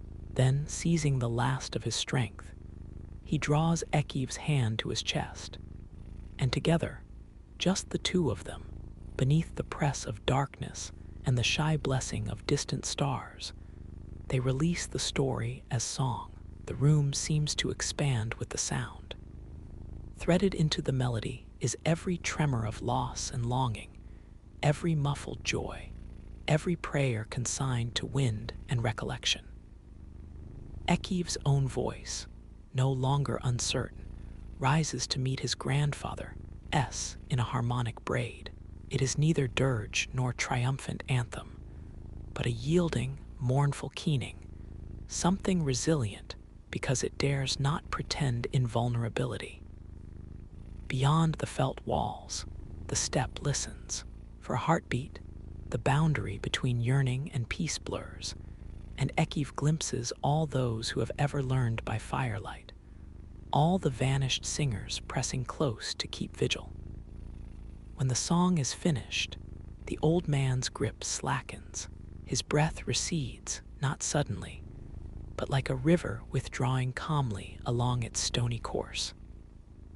Ekiv is left kneeling, palms open, holding the residue of warmth and the final notes lingering in the straw. He is not alone, yet he feels the space around him charged with absence, a charged stillness that holds not only disappearance, but the shape and weight of all that endures. A wolf's call trembles faintly from the forest, or perhaps within the folds of memory itself, a reminder that some voices, once released, can never be entirely lost. Morning comes brittle and white. Ekiv wraps the old man's body as tradition dictates, with soft hide, folded symbols for safe passage, and the unplayed igil placed across his breast. There are no processions, only a muted farewell marked by gaze and gesture. Still, before the burial, Ekiv steps alone into the frostbitten meadow. He closes his eyes, summons what remains of childhood and grief, and lets the last song spill forth, unshielded, unhidden. The sound climbs into the unwavering light, searching for a passing wolf or a sky that still remembers how to listen. After the passing of his grandfather, An altered quiet settles amid the low, furrowed hills. Ekiv senses the stillness with sharpened edges, not emptiness, but a concentration of all that was entrusted to him. Breath rises from his lips each morning, accompanied by the memory of lessons too vital for nostalgia, too urgent to become mere rehearsal. In the hush, his voice is both a comfort and a burden, for each note shapes not only sound, but the very meaning of belonging. The settlement shrinks inward. Some families vanish, pulled toward the distant cities by rumors of factory work and modern schools, their departure marked only by vacant enclosures and the slow decay of abandoned prayer posts. Others, like Ekiv and his mother, cluster more tightly into the rituals of endurance, repairing what can be mended, saving stories in the grain of carved bowls and the subtle patterns woven into riding cloaks. The foreign administrators, their faces grown more impassive, enforce each new edict with rote finality.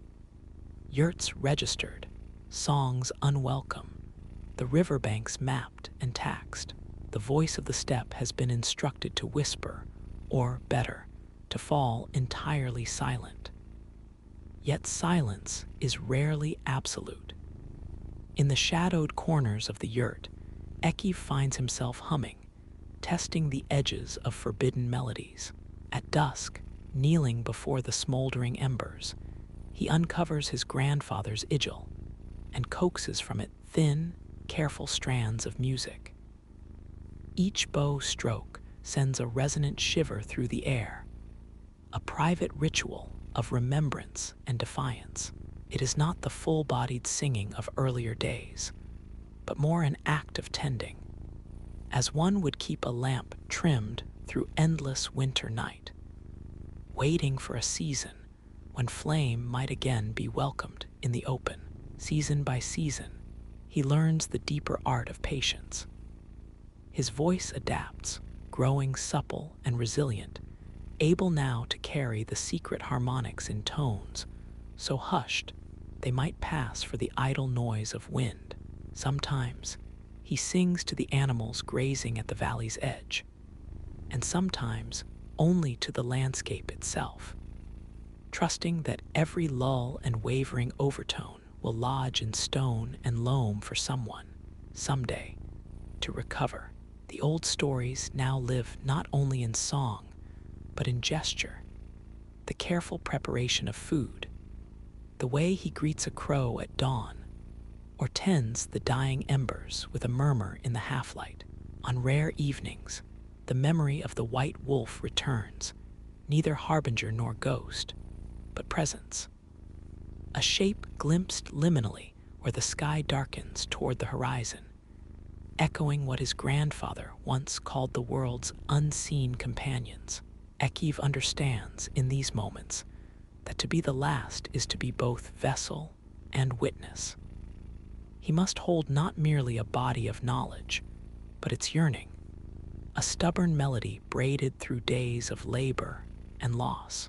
Once, after an unseasonably late snow, he travels beyond the mapped limits of the Russian patrols, guiding his horse through sloping grass split with meltwater. There, in a small, disremembered ravine, he finds an altar toppled but intact. Carvings subsist beneath soil and lichen, and at its base, scrapings in the old Tuvan script barely cling to stone. Ekiv kneels, brushing away dust with trembling fingers. Alone, he raises his voice, not in secret, not in fear, but with a careful clarity that seeks nothing but release. The overtone fills the hollow, shaping the silence into something attentive, almost alive. No patrol, no distant city interrupts. For a brief interval, the world consents to be sung. The act renews him. He rides home beneath a darkening sky, the sense of weight lessened, his mind threaded with the conviction that silence can be a vessel, not a grave. Over weeks, Ekiv quietly rekindles the practice among a handful of trusted cousins and friends. They sit in tight, firelit circles, teaching and sharing, at first haltingly, then with confidence as the old scales and refrains take root. No one mentions the risk. Their laughter is quieter, their celebrations punctuated with watchfulness, but underneath lives a mutual oath that the valley will not forget itself, even if the world beyond has turned its ear aside. Far into the future, memories will fade. Meanings once explicit may become only rumor, the names of rivers and spirits blurring on unfamiliar lips. Yet Ekiv knows, as do those gathered around his fire, that every tradition born of longing for connection cannot be utterly stilled. At night, when the steppe breathes in its slow, deliberate rhythm, he listens, past the miniature sorrows of each day, beyond the boundary where sky shelters the distant herds, and sings, knowing that to bear witness through song is to seed possibility past the verge of empire, past even the horizon itself.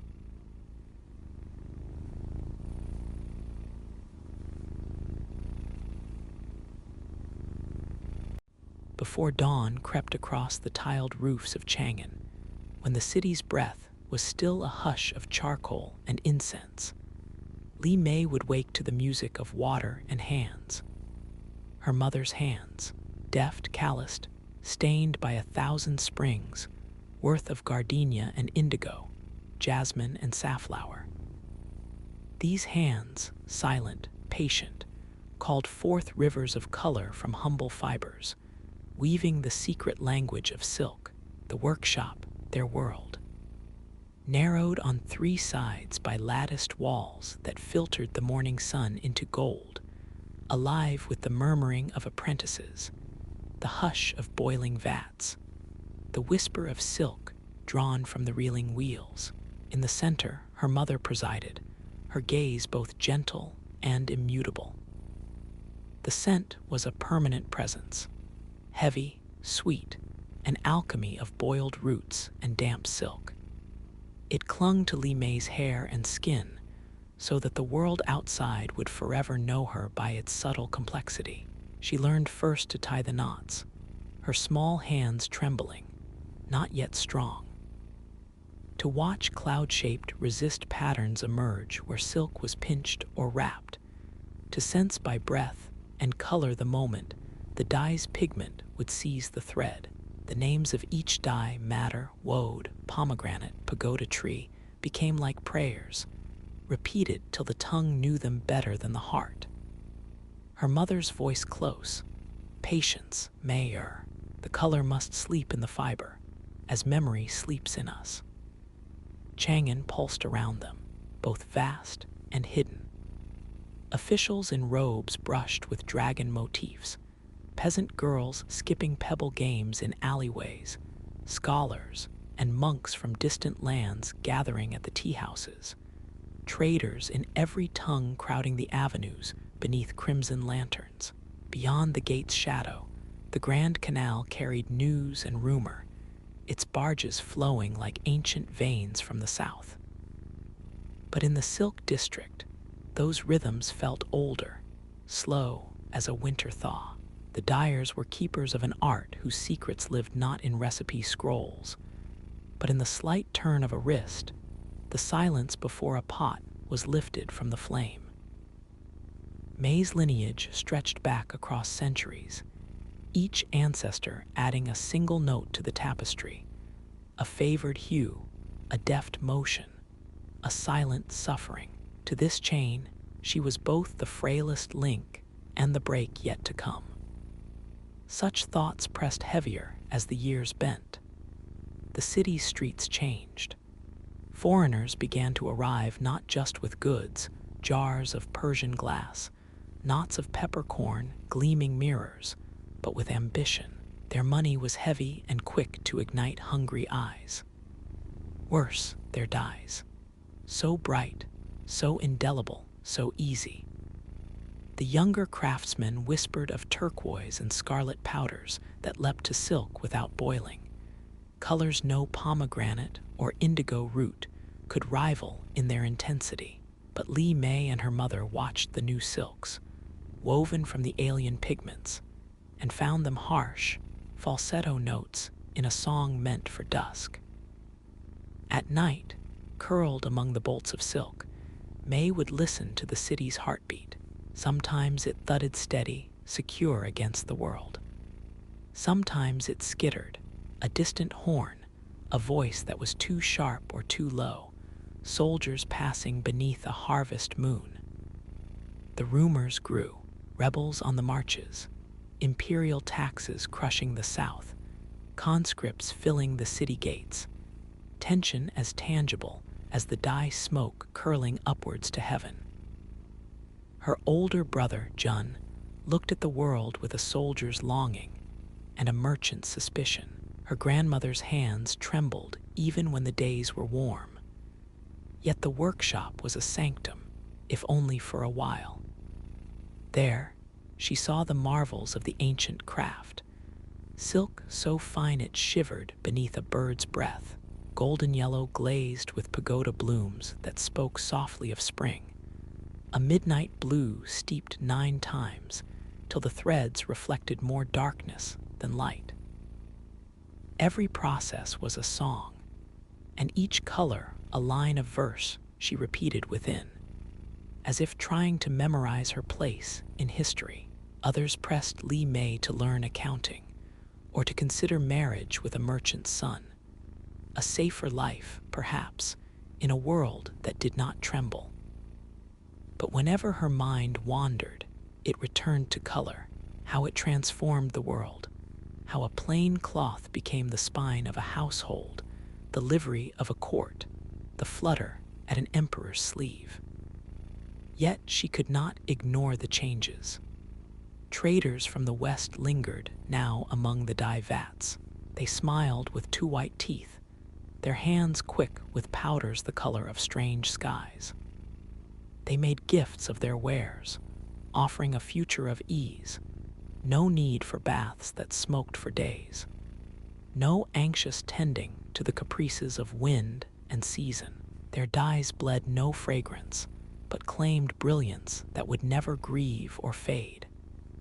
Apprentices were seduced.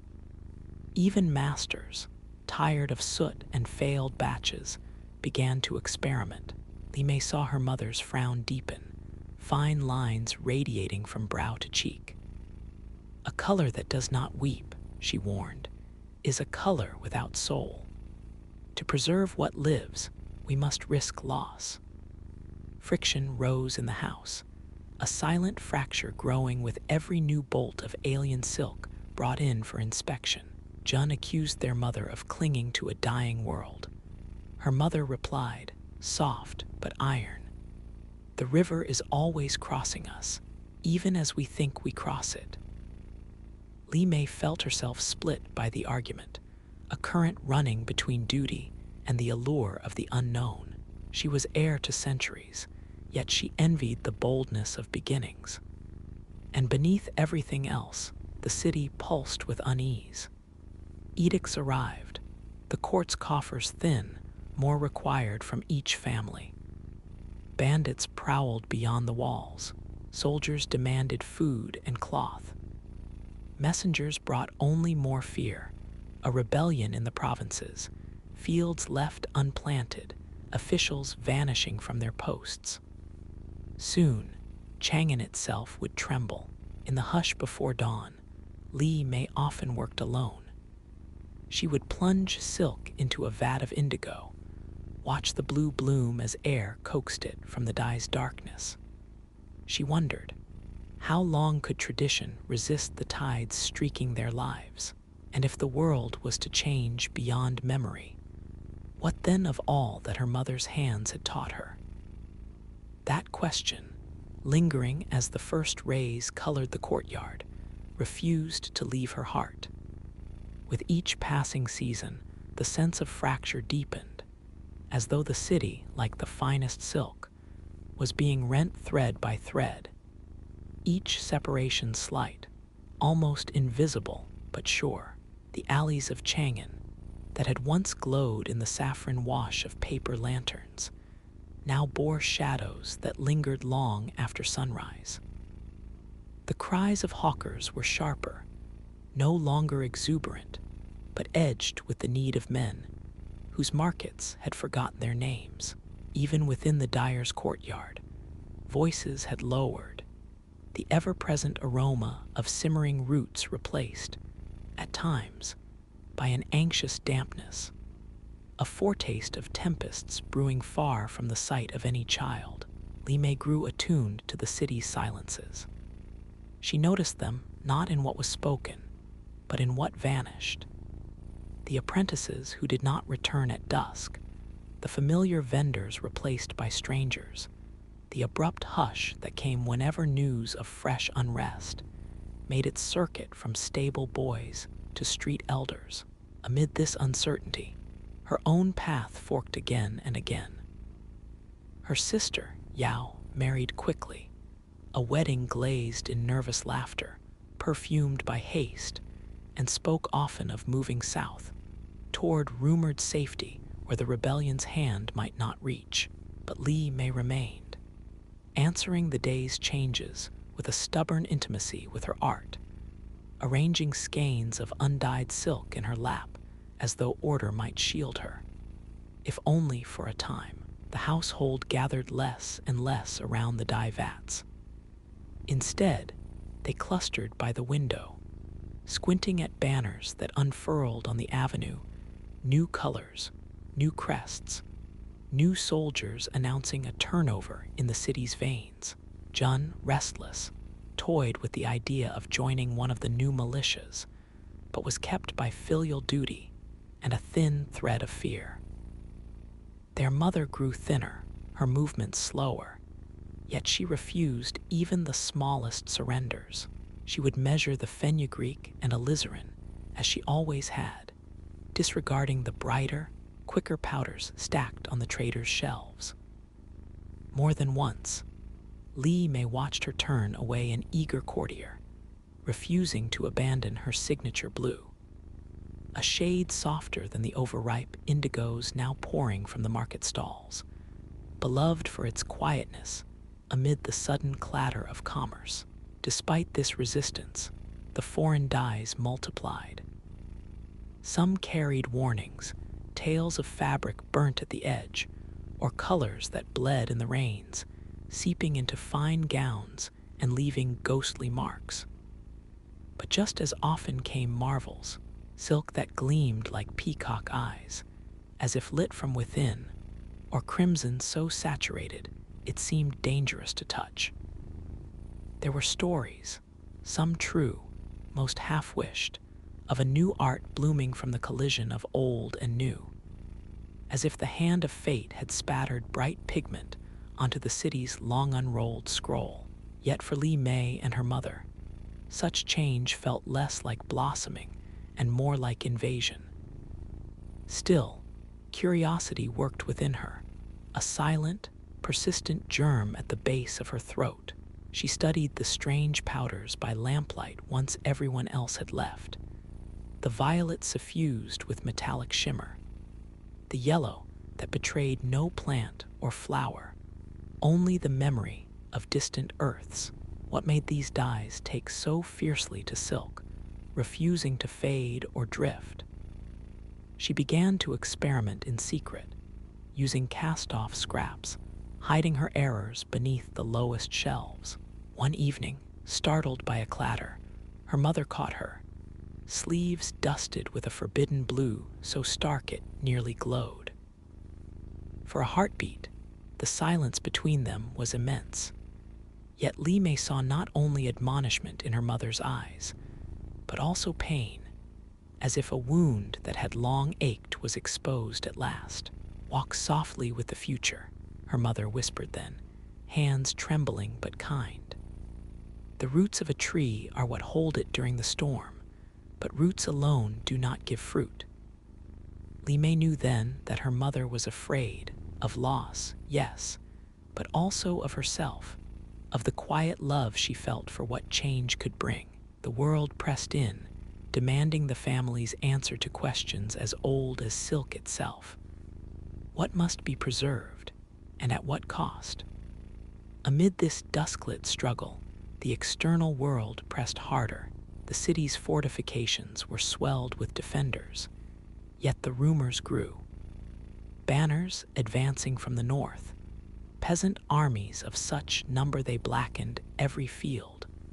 Court ministers slipping away under the cover of inkfall. Bartering became desperate, all calculation. Bolts of fabric traded not for coin, but for bread and silence, and the hope of enduring one more night.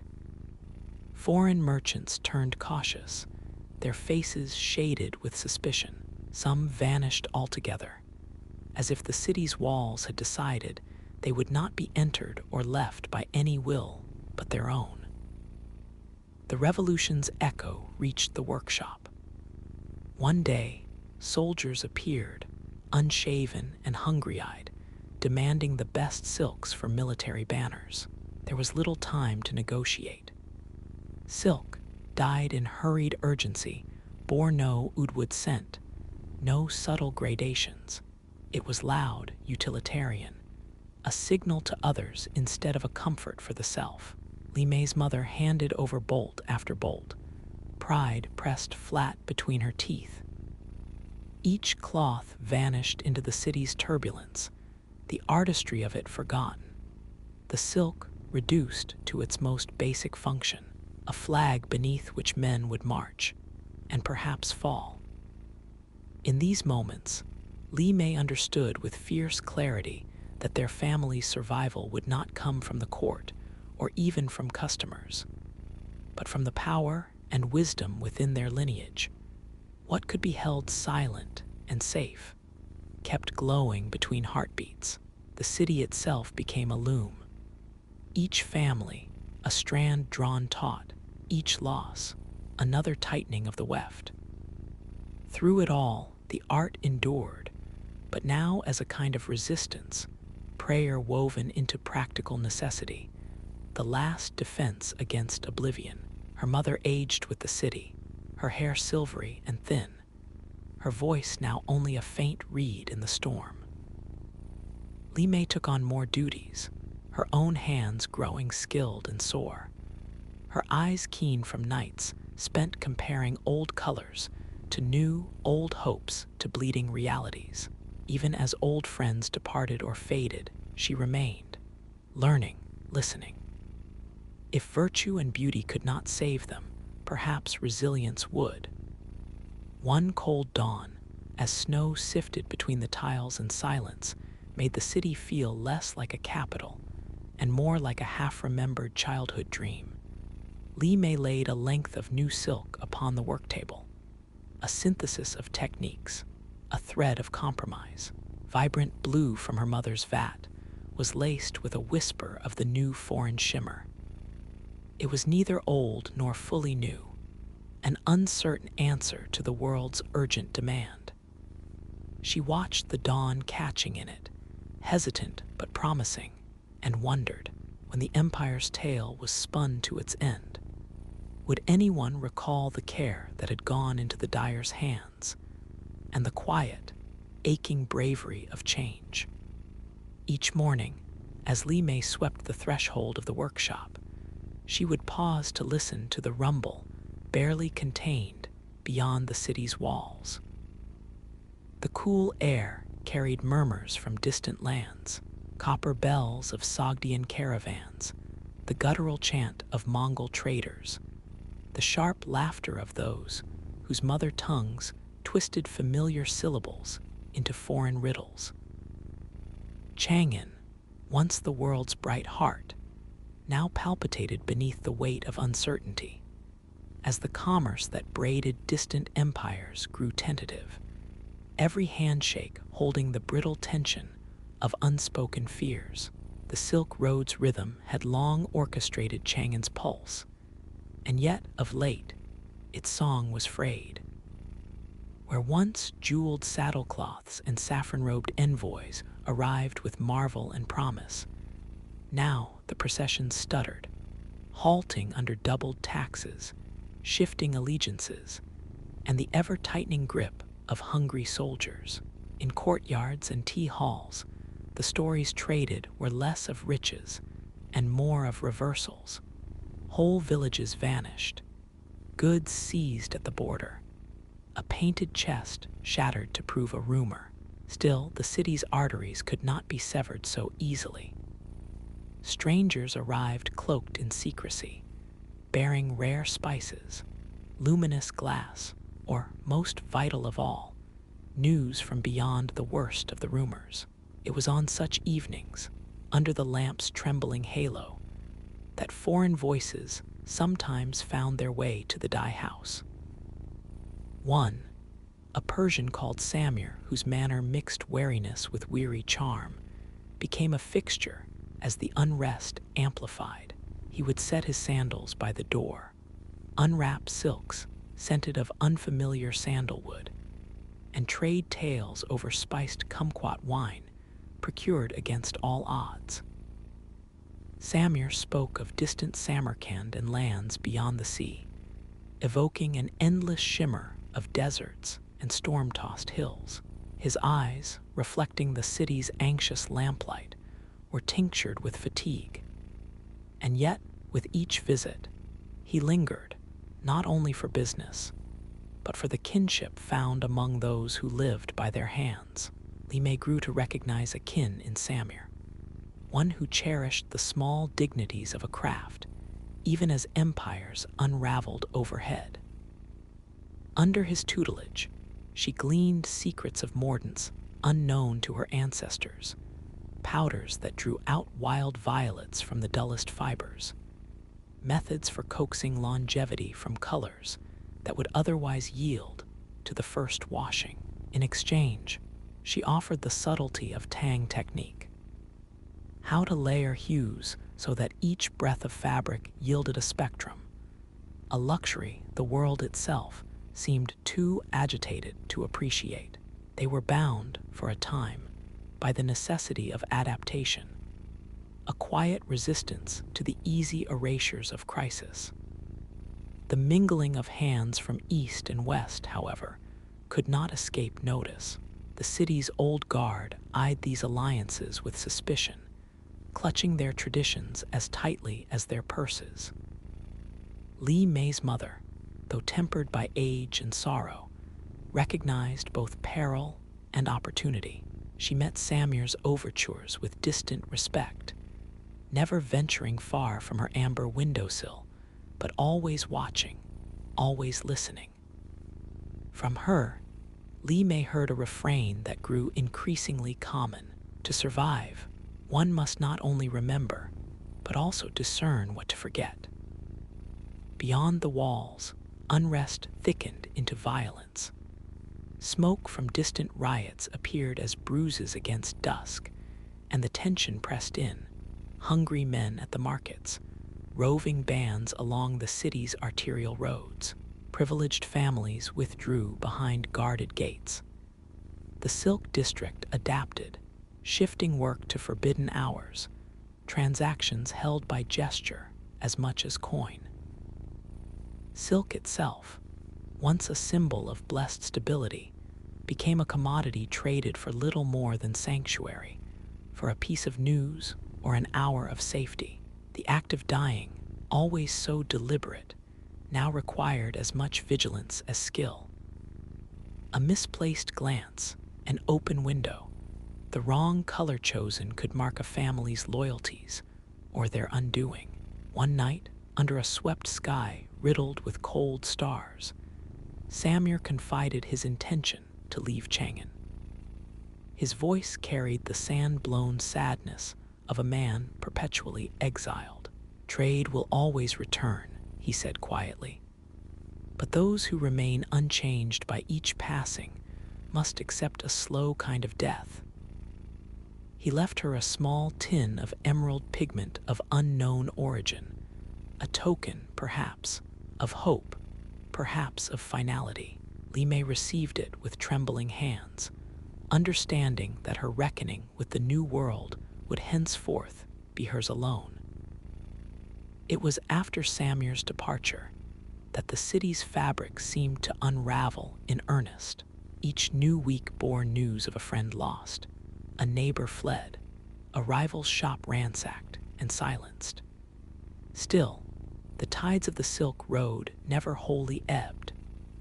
There were furtive exchanges by moonlight at closed gates, rare bolts of cloth changing hands for uncut gemstones, the perfume of Saigon cinnamon curling through night markets. Yet, for all these remnants of connectivity, a certain mournfulness imbued every transaction, as if each thread bore remembrance of what had been lost. Distilled within the dye house's shadowed walls, Li Mei pressed onward. She became a figure of paradox, both watched and watchful, conjuring the old palette with the restless brilliance of the new. Songs once sung by her grandmother seemed distant now, and yet, as she worked, echoes of those melodies drifted through the windows on wind, scented with memory and wood smoke. She began to see each scroll of silk not merely as merchandise, but as testimony, a record of endurance, a refusal to relinquish beauty even as the world demanded fealty to fear. There were moments, quiet ones, when survival and creation felt like one act, the dye clinging to her fingers, the light falling as evening gold across a pattern she had pulled from the collision of heritage and innovation. She thought then of the road that wound out beyond Chang'an's beleaguered walls, a river of journeying that outlasted every king, every war, every moment of grief. And in these moments, solitary but unbroken, Li Mei found her way, not back to what was, nor wholly forward to what might be, but to the delicate space in between, where memory and resolve wove the strongest thread of all. Winter crested Chang'an like a pall of frost, fierce and unrelenting in its silencing of movement and sound. The alleyways wore their hushes deep, frost edged the unused fountains, and even the great market squares, once thronged by a polyglot tide, fell still beneath a sky emptied of birds. The city's grandeur had become a memory in stone, a sorrowful echo caught in the eaves and cornices, where banners hung limp and the wind bore only the keening of distant bells. In the dye house, the days narrowed. Li Mei's mother, whose hands had once commanded so many shades, now sat by the brazier, her cough a thread woven through the silences. There was no longer a stream of apprentices, and only a few regular merchants remained, most running accounts in hope rather than in trust. Jun visited less often, drawn by conscription toward border skirmishes. Yao's letters, thin and cautious, arrived sporadically, their edges softened by tears and distance. The household, once full of the noise of many, became an island, its luster preserved only by ritual and resolve. Li Mei moved through those rooms with a new gravity. Each morning, she arranged her dyes not as tools, but as relics, the battered vials and bowls assuming the aura of holy things. There were moments, usually at dusk, when she would simply stand in the empty workshop and listen to the faint memory of bustling feet, to her own pulse reflected in the hush. She polished the looms, scoured the vats, recited the old formulas under her breath. It seemed the act of making was no longer about bringing beauty into the world, but about refusing disappearance. The world outside had shifted so utterly that memories of the old, ordered city brought on a tightness in Li Mei's chest. In rare moments when a foreigner stumbled onto the avenue, usually seeking shelter, seldom bearing trade, she engaged each guest as both question and answer. One evening, a scholar carrying scrolls from distant Dunhuang appeared, hungry and footsore. He bartered in stories for food, sharing fragments of poetry smuggled through the deserts. They spoke at the brazier's edge, wrapped in the warmth of memory and language. And as the hours ebbed, Lime understood that to sustain the art she loved, she must also become its archivist. It was not enough to repeat the motions. She must gather the vanished world into the shelter of her words. Outside, change advanced, pressing against every brittle defense. The government's messengers now brought not commissions, but new decrees, edicts listing banned gatherings, conscription numbers, crackdowns on all manner of excess, silk included. Under such strictures, the dye house's work became covert.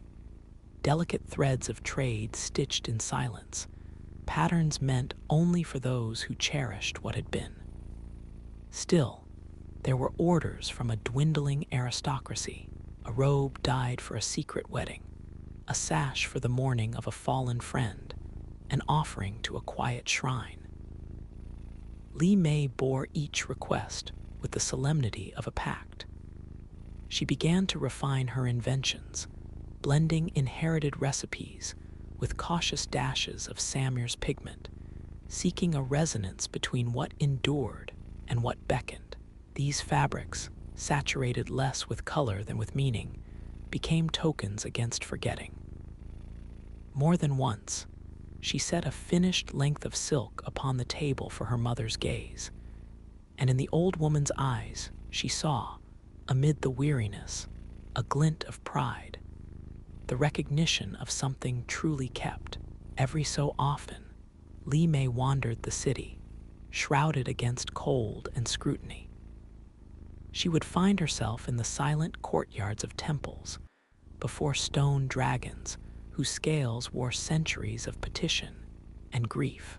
She knelt where incense smoke curled upward, breathing not for favor, but for wisdom, asking silently how the soul of a tradition might sleep safely through chaos, how a story could outlast the tongue that told it. As disease swept through the quarter, a slow, hungry tide, the dye house darkened further. Lime's mother faded with the season, her presence growing lighter, her voice a trembling reed at twilight. On the night when breath finally left her, the city seemed stilled by a deeper cold. Lime waited, pacing the length of the workshop that had been their world, cradling a bolt of her newest silk. The old rites were performed behind closed doors, grief, both private and ancient, pressed close. For a time, every task felt smaller, every dream trembled between endurance and vanishing. But mourning, resolved in solitude, grew quietly into something else. In the days that followed, Lime began to write, not merely lists or ledgers, but stories. She transcribed the names of every plant and mineral, every strange merchant who had darkened their sleep or altered their art. She wrote of her mother's hands, her grandmother's songs, of the river's patience, and the risk contained in a single new hue. The act of writing was slow at first, a creeping clarity like dawn itself. Each word a stitch, each page a pattern transferred to an uncertain future. Around her, the city's decline entered its final, muted stanza. There were no more festivals, only the folding of lives behind paper windows, families scattering to wherever rumor promised peace. Chang'an, seat of empires, now wore the dignity of an old tapestry, faded, frayed, and sublime. Still in her own fastness, Lime forged ahead with her silk, her pigments, and now her stories.